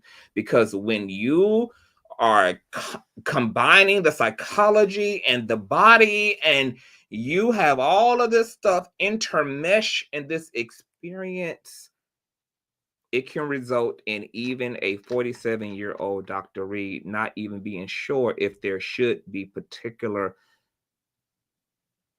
boundaries between him and somebody who did in fact abuse him. Because you just said, I know it was molestation, but I don't think but I'm clear on that. I'm clear on why I would not. I would want moment to sit with me and him by ourselves. Yeah, but I'm very clear about that. But then when you ask the question, would you, if he wanted to take it further than that, my mind can't wrap around that, and I don't have an answer. So my answer is I do not know. But the fact that my answer is I do not know, I think that means something else. I don't think it means I'm not okay. I think it means, for at least for me, you haven't even gave it a thought about doing something with him again, because that's not in, it's that I don't have an attraction. I don't have an affinity. I'm not a sexual attraction. My attraction is for this. Let me explain this about him. He knew, because I told him what was happening with, I ain't gonna say, because then my family figured out what was happening with the others. And y'all know my sister testimony is worse than mine. Go watch my documentary. In fact, me and her have been discussing, because she's about coming to the platform, finally telling that. So he became like a protector. And so what would end up happening, because at that time, because I was still getting abused, I wouldn't fight for myself, like around 8 or 9 years old. So when I would try to be playing basketball on the court with the big cousins, and they would push me down, or the guys from another neighborhood would push me down, I was real skinny. And then, no, Reid can shoot. They say Reid. Little Larry can shoot. Little Larry can shoot. You know, so he would pick me on his team, because throw me the ball, it's going in the net. But they didn't like the fact that he would choose me and be on the court with them, because I'm the small, way shorter than them. So he became sort of like a protector. Another thing he became, because he saw me get to the place where I was like, look, this whole Little Larry thing, and you guys doing what you're doing, because here he is. He's of the 6 cousins, he's the one that's like showed up as protector. So at this point, it gave me some kind of confidence and some kind of identity. And I started being the Larry Reid that y'all know today at like 9 or 10 years old. So when somebody would push me, I would send them to the hospital. My cousins would tell you. And this was grown hind men. So when that began to happen, that began to change how I showed up in my family, in that community, and in that world. But he sort of walked me to that spot. So I do have an affinity and an attraction that comes from the positive aspects of our relationship, but it's not sexual. That's why I haven't even thought it in my mind to do anything sexual. It's just a matter of having a conversation, I spending mean, but time. as you said, you also can't objectively oppose it I either, can't. because the attraction itself creates a plural. It creates It a does. comma, and It does. whatever. It leaves it open ended. Especially somebody like me, because I know me. I know me. And even with what you just unpacked there, Mhm. it surrounds a trauma. You are experiencing a trauma bond with your cousin because, like you said, he came in as a hero in a time in your life where you were being bullied, True. and you were being mistreated, and you were being misfitted. And so there's that dichotomy of like a lot of wrong happening amongst a lot of right. True. And then because you're young, there is not the ability intellectually or maturely to create those distinctions and folders and properly file everything in this proper place. Instead, it all just kind of takes on this bizarre, romantic, poetic experience in your consciousness. It was. And even though you are an example, right, that this happens, because you are saying that this is how it framed your brain. Yeah, and even at 47, right? So then what concerns me too then, and it goes back to why I say these stories should never be vetted on social media, because then when we go into trying to make the accuser, when we try to size the accuser up objectively, like, well, why would you go back, and why would you do this, and why would you, but then to everything you just said, there really can't be an argument for that, because because victims develop Stockholm syndrome. It's complex. People trauma bond with their abusers of all kinds, and so you can't even heavily rely on it got to make sense, because when it comes to trauma and all this, it don't make sense. It's going to be zigzaggy and messy, and it's going to be a disaster in that way. So then there's that. But see, also, go ahead. You have so many people that have had that kind of experience, and then they find a church and bring all of that into the church. Now, what I noticed, I think the way that I pastored early on was the direct result of that relationship. And what I showed up as in the lives of those that I pastored, I started pastoring as a teenager, which would have never happened. But I started pastoring as a teenager, and I began to show up as a protector. I began to show up as like, if they didn't have a father, I would show up in that spot as father. And I did not have boundaries because I had never had boundaries. My cousin, Tennille, we was home last family year. And we just going back and forth, and all of us talk loud and just scream at each other, and all comes at the same time. She said, "Larry, you know what?" She said, she said, "I'm in therapy." She said, "Our family has no boundaries." I said, "Listen, that is something I had to create, because I'm not ashamed to say at 46 years old, soon to be 47, Larry did not have no boundaries until 2022. So then I want you to bookmark what you just said. Mm-hmm. That's what I want you to look at, because that's why I said my heart goes out to you, because you may have created boundaries, but not one that a now 47-year-old Larry Reid has. And no, you giving me 7, I'm still at 6. 46, going on 47. A 46 going on 47-year-old Larry Reid has in this dynamic with your cousin. You don't know that is that you shouldn't lay up intimately in any way, shape, or form with your cousin. Right. So I can lay up with my cousin and just have a conversation, lay down and talk. I can do that. But add the parts about Right, I get what you're saying. yeah, With the past, it should be a and all boundary. the other, yeah, It should be a boundary. right. But I would be lying if I said I do not want some one-on-one sitting down time with him, and it's not because I'm missing I don't have something. a problem with what you want. Mhm. I think my concern is that you don't have you aren't saying I'm denying what I want. That I would allow that Well, to I would. happen.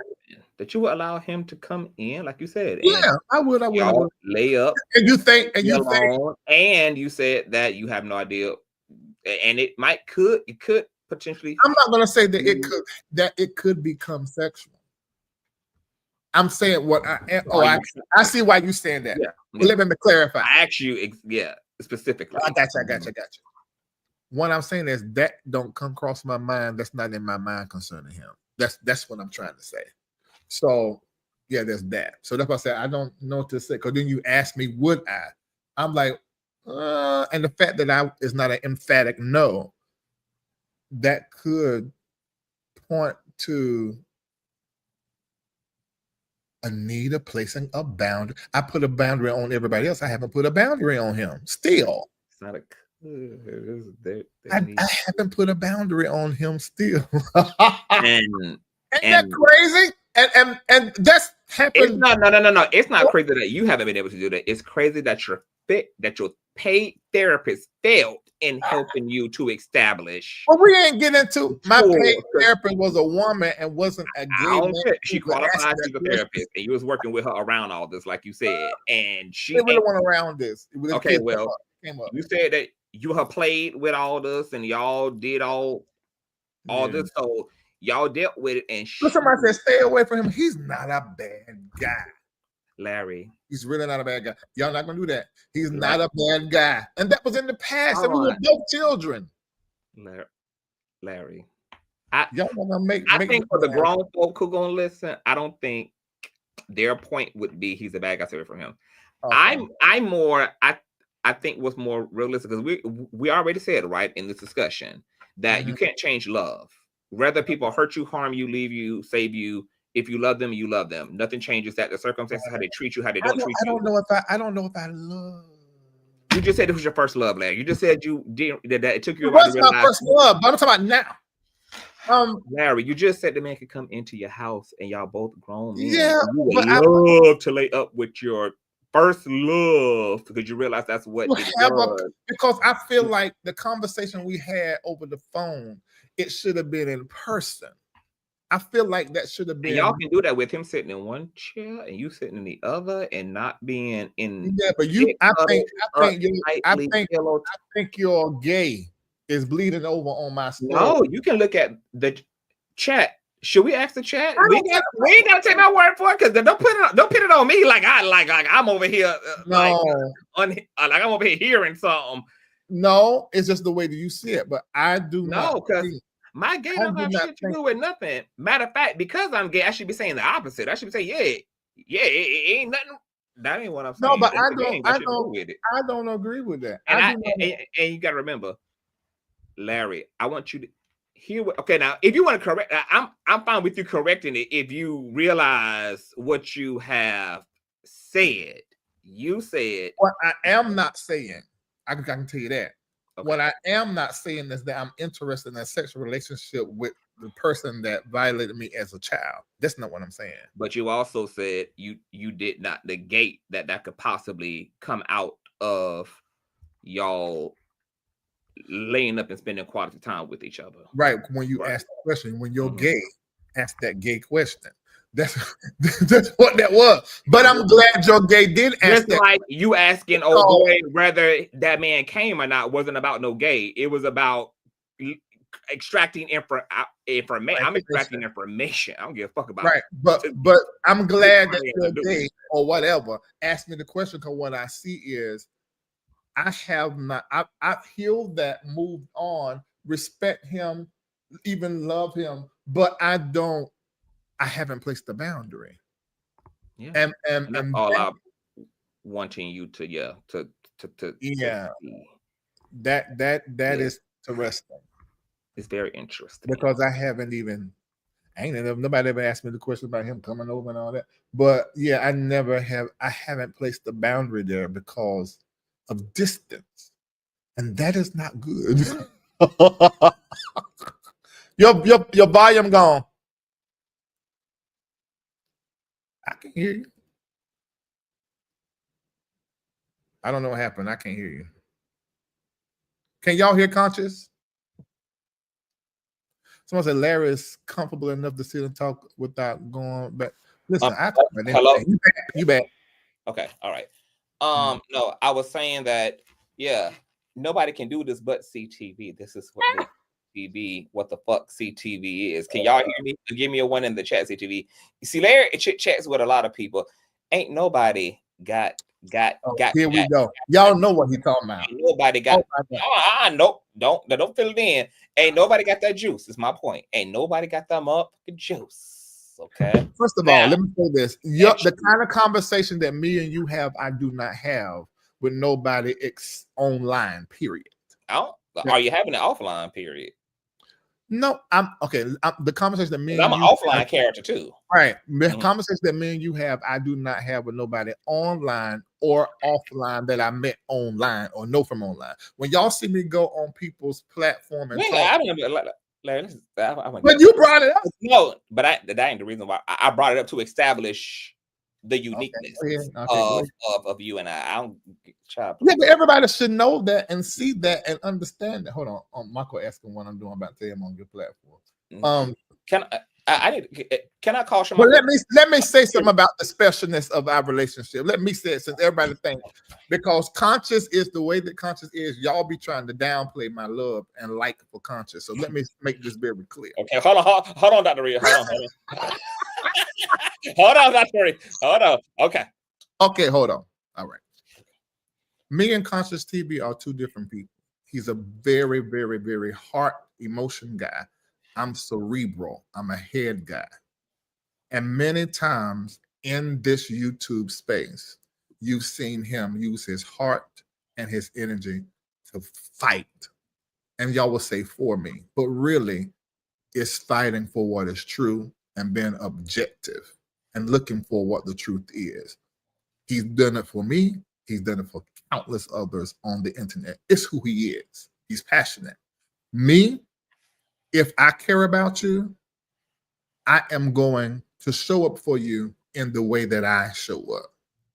I don't go as far as Conscious. I don't talk the way Conscious talk. I don't move and emote the way Conscious do.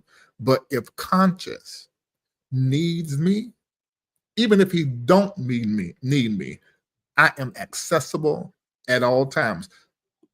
Everybody don't have my phone number. And the people that call me, you know, if you see this, you got my number and call me, and you're not going to get an answer from me.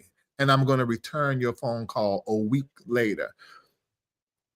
Consciouztv is like an extension of my core people that I've known for decades, because of how he has moved for me, my business, even people connected to me that I love. He has helped them just because he loved me. And that alone, I'm going to always honor Conscious. And then what I found out about him from being in a relationship with him, talking to him, he is a heart guy and he's a great guy. Don't ever get it twisted. We fuss, he get on my nerves. Somebody trying to come. He get on my nerves at times. And please add vice versa. I was going to get to that. Okay. And I get on his nerves because we're cerebral and emotions heart. It's almost a lot of times like a man and a woman. So, and that we go back and forth. And they times around, but forget you, I ain't talking to you, and I don't talk to him for a while. But y'all will never know on the internet. But we have a real, honest, true friendship. And it has nothing to do with the internet. It is a real behind the scenes friendship. And there's that. So you know what the people are going to say. So the people are going to say, so Larry, because all you just said that CTV is a part of your intimate, real core, that he's in the inner courts, that these forever trips to England and Britain and Dubai and Africa and Japan and Tokyo and everything else that we're gonna see the fabulous CTV pushing through alongside the inner court. We're gonna see CTV pooching through. That's what the people gonna be reasonably logically deep into Dr. Reid. Because y'all all gonna see me pooching through for Christmas. Oh yeah. Yeah. So y'all hold Dr. Reid feet. Them big ass country feet. My feet was Lord, I didn't know I'd been on so long. So before because this shit got real therapist, got real this part of the conversation is almost like shocking to me, just because I'm shocked that it showed up here and that we got to even go there. I also have to commend you for your transparency, because your transparency is both a gift and a curse, but I think this is what should add to your credibility as an individual, because you have a deep, almost supernatural ability to admit to that which is uncomfortable. Yeah. Go ahead. Oh, well, I think it has to do with therapy. Let's get that there. But it's also my personality. And I don't really know how to be. I have to try to not tell it the way I think and feel it. Naturally, it just happens. And if you've met my mom and seen my mom, she's the exact same way. But I think I'm a little bit better than her because I've been to therapy and I shape my words. But mama's it's just. And I think people like you that got loose lips and an open heart and that you be transparent. If y'all gonna be that way, sit beside the folk that know you, so that they can. That's what I do. Yeah, so that they can help. Try that way, don't be on your own. That's open and that's what I do. That's what I do. I do. You miss a community member. That is true, because I will arm my enemy. They're gonna be armed anyway, just because of the information. God forbid. Well, I give them a real weapon, not the ones they form. The ones they form don't prosper. But I Mr. Ryder gave them a real weapon. Could we? Because it's two more things I want to ask you about, going back to Duane, but can we potentially revisit this in a separate live at some point in the future too, like just you and that, because I feel like it's kind of incomplete. But I'm glad that you were able to say that. Okay, I think yes, I have taken a boundary right there. I have created lots of them, but I didn't go back in the past. Yeah, I didn't look into a boundary. So that's good. That's good. That's good. Yes. Yeah. Okay. So So before we move on that, my question, because I was like, okay, I also want to understand, because see, I'm like you, where I have a very unethical, not unethical. I have a very unconventional attitude toward intimacy. I'm clear that intimacy is emotional, because everybody connects sex and intimacy, but intimacy is spiritual, emotional, mental. It's a whole lot of other things aside from just getting nasty in the bedroom. And I think that all people should be in intimate relationships, whether it's with their blood relatives, whether it's with their friends. I believe intimacy is a very core part of people being able to really show up, and relationships being able to be authentic and mutual, is that they have to be intimate by nature in order to really be substantive and to be valuable to all parties, and people can really show up in that thing. So even when it comes to like this conversation around relatives, of course, I would never, ever, ever encourage nobody to be sexual with a relative of any kind. However, I think all relationships need emotional intimacy and spiritual intimacy and all of that. My question to you is, since you said the things that you said here today, what is your idea around incest? Since you yourself have found yourself in a situation where you are in the situation. What is your? I mean, if somebody came to you and said, "Hey, Larry, I want to be in an intimate relationship. I want to be in a romantic relationship to my sister, or to my brother, or to my mother, to my father," what is your real attitude about incest? I try my best to be open and not too judgmental. Oh my God, I just can't with that one. I would like to try to understand it. Yeah. And I would like to have a conversation to understand where is that coming from. I know I want to agree and find it nasty and weird, but I would like to, even if I don't agree, I can understand it. Yeah. And I would like to talk with somebody like that. Personally, I can't understand it. And I've had to talk and sit with people who have their first sexual partner was their sister, their brother, or their dad. I just can't even. But isn't your own situation with another relative who was a child essentially and a minor, just like you at the time that y'all in the bar, isn't that your way to understand it though? To be like, well, I can. No, because when I think mom, dad, sister, brother, I'm thinking the same house. Maybe that's my old mind. My cousin and one super adult person versus right. some. Well, I don't know if you think that. Right, my cousin that was 5-6 years older than me was not even. It was almost like he really won't my cousin because he was like third or fourth cousin. But he stayed. His mama had him at his grandmama house, and his grandmama was my great grandma, and I would be at my grandma's house that's beside him. You know, so it wasn't like he was. It wasn't even really like that. So I don't have that frame of reference. I do have. Oh, I got some more. I just thought of something. He said, I just thought of something. I do have some more references. I can see how incest can happen amongst family members, not the immediate family, but I do know it happens. But I can see how that can happen with cousins that are not like close. I can see how that can happen. But somebody that's close in your family member, and I don't have no reference for that, and I don't. I can see how it happens if we're talking about what the practices of the intimate community is. If there are no boundaries, I'm thinking sex. So we're not talking sex. Huh?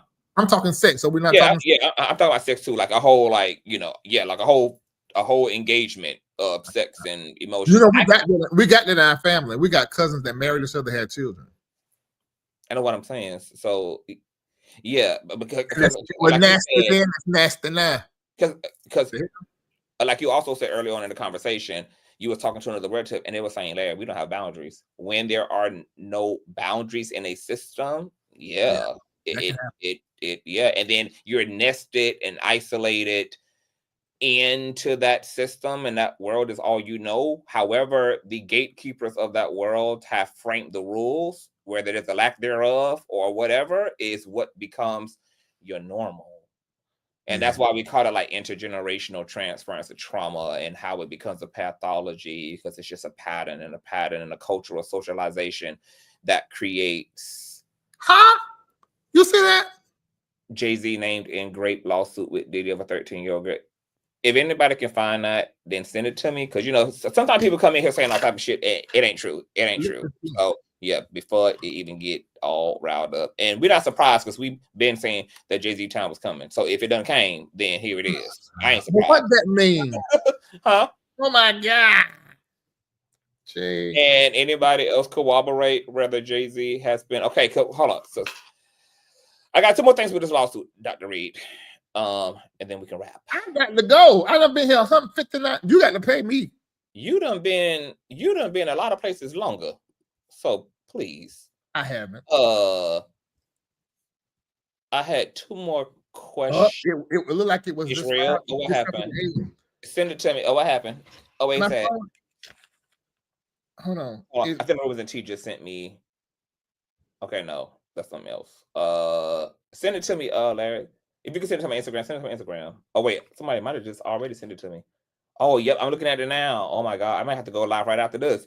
Jay-Z accused in a civil lawsuit of raping a 13-year-old girl in 2000s along with Sean Diddy Combs, the music mogul, was naming a refile. We've been predicting this, so I'm not surprised. I just, it's wild to watch it all unfold. We've been saying this. Nosy Ho been saying this. Everybody been saying this. Isn't that what Jaguar Wright said? Everybody been saying it. Everybody been saying it. Everybody been saying it. We all been saying it. Mm-hmm. Oh my God. Hold on, what happened? She said it on Piers Morgan. That's when the lawyers. Yeah. Everybody been saying it. Everybody who in the sphere who been looking at what's happening, and we've been seeing the people who are adjacent to the Diddy stores and all this. We've been making it's predictive programming at this point. We know. Okay, so back to we'll probably go live right after this, you guys, and get into that. Wow, this is wow. So just T.D Jakes lawsuit situation. So the title of my video was the health. Remember when you couldn't believe? You was like, I believe it's a genuine health concern. This is a genuine Yeah, okay. So what's interesting, Larry, so at the time, just like a lot of it, like I didn't know that the medical scare was ironically in the filing the day after. I didn't realize, and I read it. And I didn't see it. Mm-hmm. So, Larry, page 13. Let's talk about it. Let me check my screen right here. Okay. All right, y'all. Youngblood spread knowingly false accusations about one of the most respected prominent religious figures, and he did so for the fourth morally corrupt reasons to rehabilitate his image, explain why his own criminal and horrific actual conduct and ultimately profit significantly. The financial harm Youngblood knowingly false accusations have caused Bishop are monumental and devastating. Okay, I just want to say that is absolutely stupid. No, why that Duane Youngblood, knowing that Bishop T.D. Jakes is like the angel of the Black church and in Christianity, would not use accusing him of SA or some form of SA to clear his image. That is the stupidest thing. You have to be a dummy to do that. That makes no sense, but go ahead on. It ain't stupid to me. It made perfect sense. It's stupid. But you talking about somebody who is a registered sex offender who is going to go after the darling of the church to try to clear his name? Because if you would have been here from the beginning, I had explained the strategy here, right? You got to consider all things. Duane has had real life proximity to Jakes. This is probably the most famous, well-known person he has proximity to. There's an opportunity here. Duane Youngblood is a registered sex offender, and Jakes want the focus. He don't have to be. He was mentioned, so it can't be argued that he wasn't the focus. Anybody who was mentioned in that thing can argue that because you mentioned me and you gave any level of commentary about me, that I became a focus, even if it was amongst many other focuses. But this is the strategy. Youngblood never be stupid. That's not a strategy. That is planning to fail. I can't even get this is very plausible, and I'm thinking the same thing. Considering all things, Duane is a registered sex offender. Y'all are acting like this is a jacket that people just take pride in wearing. No, nobody wants to necessarily be known in their life for violating anybody, and again, and then have their face be made public in a national database, and them having to register over and over again everywhere they go, and newsletters having to go out into every community, and just a simple Google search of their name just leads to all of their tea always being aware. Not only is that just the worst jacket you can carry around, it also makes it very dangerous because you have people that feel a real way about child abusers. I mean, they even kill men in prison who are indicted and charged. People are very invested in something like this. And so if you are actually that person, and then it's also true you've had proximity to somebody very famous, and then ironically you see them being ran down on because now they name tangled up in all a bunch of other freak shit and Diddy shit and all this, because the timing is also very fascinating to me. Then you take as an opportunist the opportunity to say, look, I'm never going to be able to change people's minds fully around me. Never. I don't care whether I go out here and save every baby. If I go and feed half of Africa, it don't matter. People are going to know what they know. However, TMZ. Congratulations to TMZ. So, because I want you to be listening so that you ain't missing no parts of what I'm saying. So I am listening to what you said. I get your train of thought. So you can't never change people's minds, but what you can do is potentially soften the integrity around what you're known for. And that's where the convenient pivot from I'm the abuser, but guess what, y'all? I've been abused too. And I've been abused again and again. Oh, and then I actually have real life proximity to a prominent figure. Now, let me tell you why Duane, now this is a hypothetical horse. This is why Duane would need the most famous person in his life to pivot to. Because if I can prove that I am a victim, even though I have been the victimizer, and I can successfully do that at the expense of T.D. Jakes' reputation and name, etc. Oh my God. That the results of that, right? If it's in my favor, the results of all of that, goes out massively. That's very different from you accusing my local pastor. Maybe that may show up on the local news. But if I can be vindicated and straighten out a victim narrative about myself in order to deflect and soften the stigma around what I have been criminally charged for and have to live with for the rest of my life, and take whatever the consequences that I know to be in my life, because only Duane knows how this thing has really set him back. Only he knows if what happens to him in public, if he still gets threatening calls, and he may not communicate that to you. He may not communicate that to anybody. I don't know what the fuck his reality is, but I'm open to consider all those things. He's walking these shoes. He know damn well how being a registered sex offender is hurting him, harming him, complicating his life experience.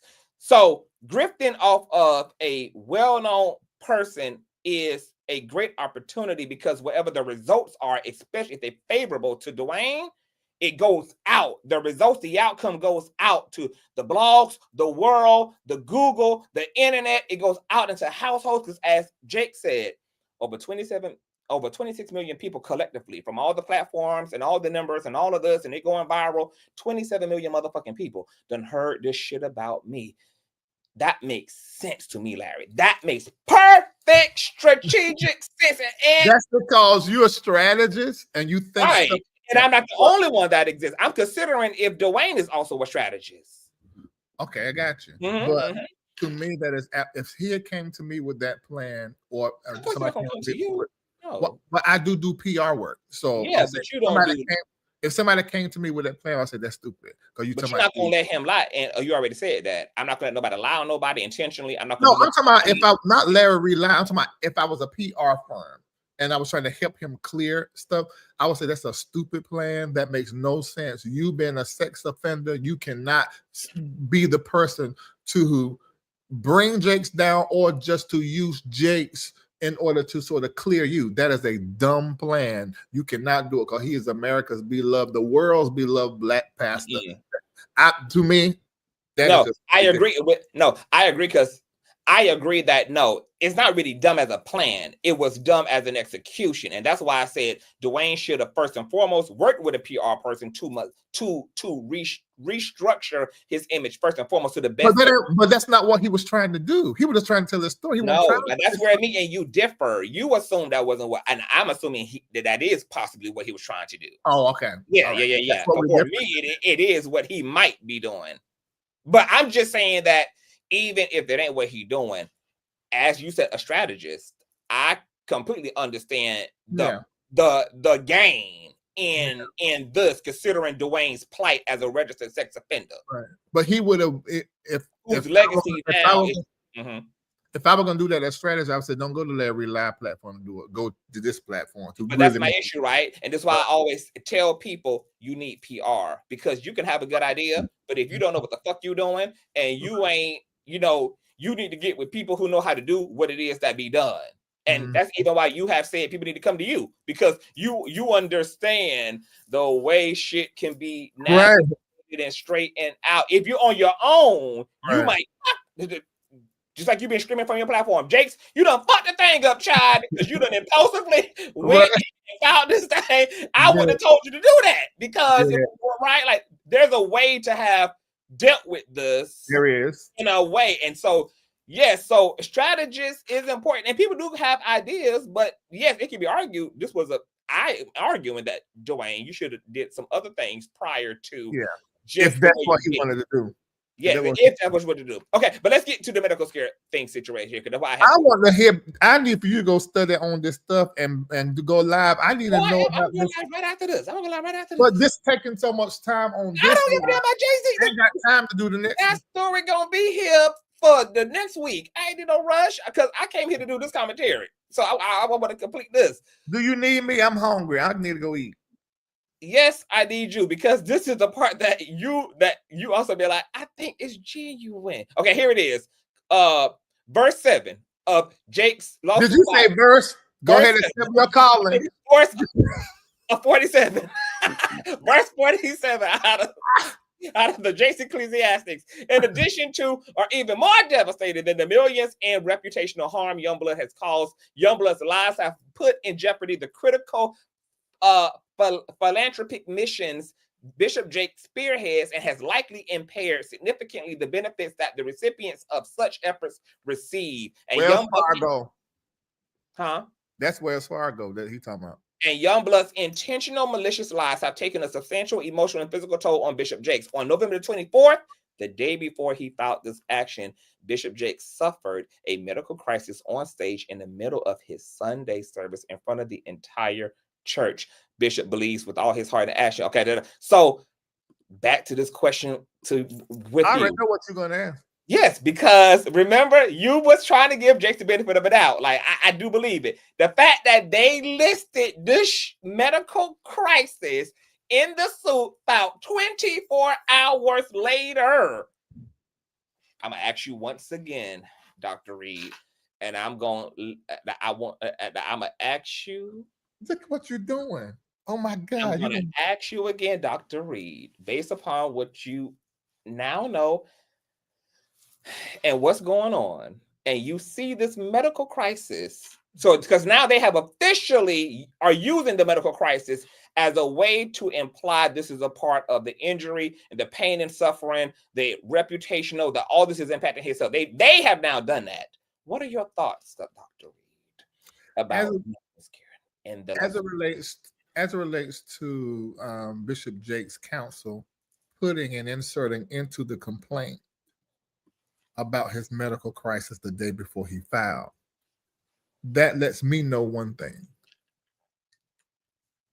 that they have made a decision to use his medical condition in this situation to create a narrative, to create punitive damages, to create all sorts and types and kinds of damages that are psychological. And he mentions in the complaint millions, which I think is a reference to a relationship that he has with a particular bank, that they're supposed to be doing things for the Black community. So I believe, unlike many others, that he had a real medical episode. And I believe that because I know of or have heard of him having some physical challenges. So I do not believe it was fake. However, I do believe that they're using it as an opportunity in this filing. That's what I think.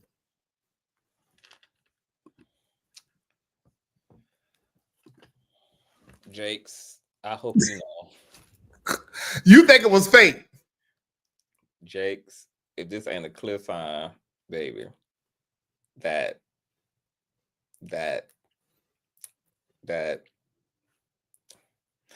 you see, Jakes, Larry he's really trying for you. No, I believe it. He's really trying, and it's okay. Jakes, I believe it. Thomas Dexter Jakes, I want you to see, with all due respect, Dr. Reid is fighting for you, baby. What's so funny is, you know what makes our commentary good? It's because we really don't agree on everything. And this is why people say it's iconic. But no, I think this is brilliant, because there is an attitude that Larry hates, Larry can't stand, Larry is intentionally coming for Jakes. I just hope Jakes, you see this. Larry has the opportunity to indulge in a conversation around you doing It's the what I most. believe. Right. It's what I believe. Right. And I just hope that Thomas Dexter Jakes hears that. I hope y'all clip this and tag. This team tried to tell him that when I first mentioned the whole P. Diddy thing, and I covered the story this month last year. His team, and I'm not gonna call no names because I don't want him to feel like he can't trust his team. But hell, everybody's LRLers. And they knew that I was trying to give Jakes direction from my platform. I do not hate Jakes at all.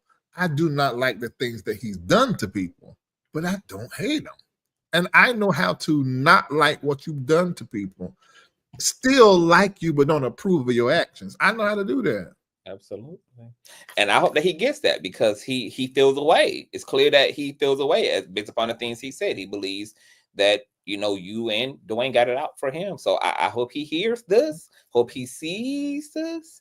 And even in this medical scare that everybody else knows the truth about, you see Thomas Dexter Jakes that Larry is fighting for you. Really fighting for him is just what I think. Oh my God. Okay. This was epic. I think this is a great.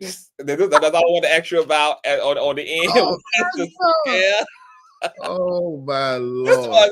This was. You really think I'm trying to fight for this man? No. I think you're actually being sincere. I want Jakes to see it and understand. You see Larry in action? He has an opportunity to help throw you under the bus like the rest of us doing. And he is instead, he's making space for the fact that you genuinely had trapped gas on that Potter's House stage, baby, and had to be ran off in helicopter to the nearest local hospital, child. Conscious, you have got to hit this. People want you to get into this. And I want to hear you going to say. We finna end now. Dr. Reid, thank you for coming up. This was really fantastic. Hold on, before you go, you know I need you to do, honey, and because I worked. I worked my ass off today. I gave it to the people. Then you came up here and helped me to give it to the people, and it was given. Can you let the people know? It was 4 hours, 3 hours and 52 minutes. You came in an hour and a half later, which made it longer. Oh my God. Yes, you did. Oh my God. Okay, listen. Those of you that are watching, those of you that are watching and you have enjoyed, this is what I need for you to do. And please hear me. And this ain't just because Conscious is my friend. He's a black man, although he looked like a black lady. But he is a. It's okay if I look like your mama. You like my mama and my daddy. Anyway, and so I think that we should be in the habit. As soon as he come on, I come on, anybody come on, but as soon as Conscious come on, it is highway robbery to not immediately say, I'm going to sit here and watch because I love the way he talks, to send some kind of donation because he's not going to tell you. But this is difficult. It's just like a preacher getting up preaching for hours upon hours, been up here for hours and by himself and just talking and talking. We need to honor him. If you have enjoyed, I want you to go to your Cash App and make sure you do it. Make sure it's his $ Conscious with the Z TV. One Z. And what I'm going to ask you to do is December the 8th. Now, I live for the numbers 12 and 8. So I'm going to ask that you do $12.88. It's not a lot of money, but if everybody do it, it'll be a lot of love towards Conscious to say, thank you for entertaining me. Thank you for the conversation. I terribly enjoyed. I want you to send him $12.88. And if you are watching and you can do more than $12.88, of course, he will receive it. But do $Consciouztv. If you're going to do it on PayPal, Consciouztv@gmail.com. And both of these ways are terribly secure because he's already done that thing on his Cash App, so nobody can take your information. So $12.80. 12 is for December. That's the moment we're in. It's the 8th day. That's the moment we're in. Let's put another 8 on it. So $12.88. Some of you may want to do $120.88. You can do that as well. I think that's what I'm gonna do. So make sure you send that over. Hold on, wait. You said think, doctor. Is there? I gotta look. Oh, okay. And conscious people are asking you to open a Venmo. You should have 4 different streams of ways of money to get to you. Okay. So PayPal, Cash App, Venmo, and what else? Apple Pay.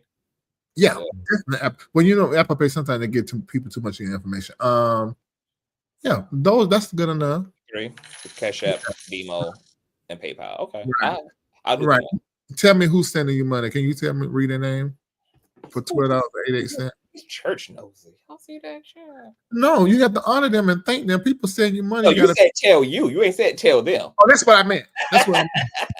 Yeah, I can tell them. Oh, Zelle. You need a Zelle, Conscious. Oh, Zelle. Okay, a Zelle. Okay, so Zelle, Venmo. Yeah, you definitely need Zelle and Venmo. All right. Shout out to Kathy. Shout out to my baby mother, Classic Queen. My baby daddy, Payne. My baby mother, Star. So those so far are the donations. I'm coming. Okay. And Dr. Reid is coming, both COMING and CUMMING. He's coming, child. Now you giving them content. But you gave them the content today. If they use it in context, I ain't really. Well, I guess I did. Keisha Cole said that I wish you two would do a weekly podcast. The problem ain't on my end. The problem ain't on my end, Keisha. The problem ain't on my end. The issue ain't on my end. I don't know why Dr. Reid let y'all continue to hear stuff like this. I don't know why he just allow y'all to just say this stuff over and he don't do nothing about it. I can't explain to y'all why my friend who's in a court I'm a part of, who always bigs me up as a fantabulous content creator, is exciting, intellectual, got all the workings, got all the things, all the it factor. I mean, unless he in secret competition with me, I really don't know what it is. Y'all gotta really ask Dr. Reid, baby, why Dr. Reid just don't be, giving the people what they continuously always. I don't know, because he done did it before in other situations. Even he done gave people stuff they ain't even asked for. Okay, so I don't know why he just willfully ignoring what the hell folk just be asking for. I just don't know, y'all. Okay, so I just gonna thank the Dr. Reid for coming. If it's something that your people want, fine. We'll talk about doing something. My people be your people too, so don't do that. Don't do that. Don't be acting like we don't. That the LRLS and Consciouztv don't be one person. Sometimes it be our people asking. Well, the people that want to. Yeah, because I ain't been over there to the Larry Live as a talent. Your people don't even know to be asking for it because they don't even know. You are the only content creator that has a blue wrench on my platform. Okay, yeah. And that's why because see, I'm fasting, so I'm very clarified, and that's why. And Chimpsy said as a talent, I didn't say I ain't been over there as a commenter, as a moderator. I ain't been over there. If you're a moderator on my platform, you like in my inner. That's the celestial circle. That's and have I not Patreon celestials? Yeah, you have. I not? I can't go no further than where I already done gone. I'm as in the words of Dr. Reid. I'm in. Read out the donations. I got to go. I'm inside. And y'all see, he even too scared here, baby. Baby, let me tell you. Y'all see, right, Ray, tell him I have 11 jobs. Although Rock Nation done put it out. 50 million every jobs and still. Do you have XRP? I don't even know what that is. I don't know what SRP is. What is that? Shout out to Felicia. Shout out to Cedric. Shout out to Yolanda. Shout out to Dr. Reid, baby, for the whole nasty. Ooh, baby. Dr. Reid been throwing a coin, child. Shout out to Tawana. Shout out to Travis. Y'all shout out. And of course, you guys will continue, I know, to pour in as y'all hear. Oh, what happened? What happened? What's that? I think this Jay-Z put out a statement. Jay-Z released a statement. Send that to me. Oh, hold on. I think Kendall just sent me something too. Hold on, let me see. Oh, he just sent it to you. He sent you. I'm about to see because something just came. But you got to go live and read this on that live. You can't. Oh yeah! Shout out to the helper outer child. Shout out to, and Kendall. Where the hell is your 12? too. Since you're here, okay. Yeah, shout out to Kendall, baby, to help out. Okay, he sent it to me. So we're gonna be going live, y'all, right after this. You guys continue to hit those donations, girl. Okay, continue. Shout out to Keisha, baby mom, for the dancing piece of the donation. Dr. Reid is gonna be working out a Spotify deal for us to do and make money off of our live. Okay, he's gonna be working out all that, honey. Okay, y'all heard this. We gonna be up on Patreon and all that. So we gonna see what it gives. We're gonna come right back and get into this Jay-Z shit, baby. Shit about to hit the fan. This is crazy. Dr. Reid, thank you so much for coming up here. I'm so glad you hit the link and we got into the thing. I'm just gonna listen to whatever you say about this and a couple other comments, Chris. I don't want to get involved in this because then I don't bring their stuff to my platform because it'd be too messy. And they like to get me involved in it. And I don't want to be involved in that. Thank you, helper out of Kendall. All right, y'all. We out of here, y'all. Hit the links. Y'all subscribe to Dr. Reid, all information, Patreon, Celestials, all that good jazz, child. Even though he say can't nobody else, like if you want to be mentored by him, jump in Patreon. I'm the first and I'm the last of the mentees, baby. Okay, so yeah, just be mindful of that.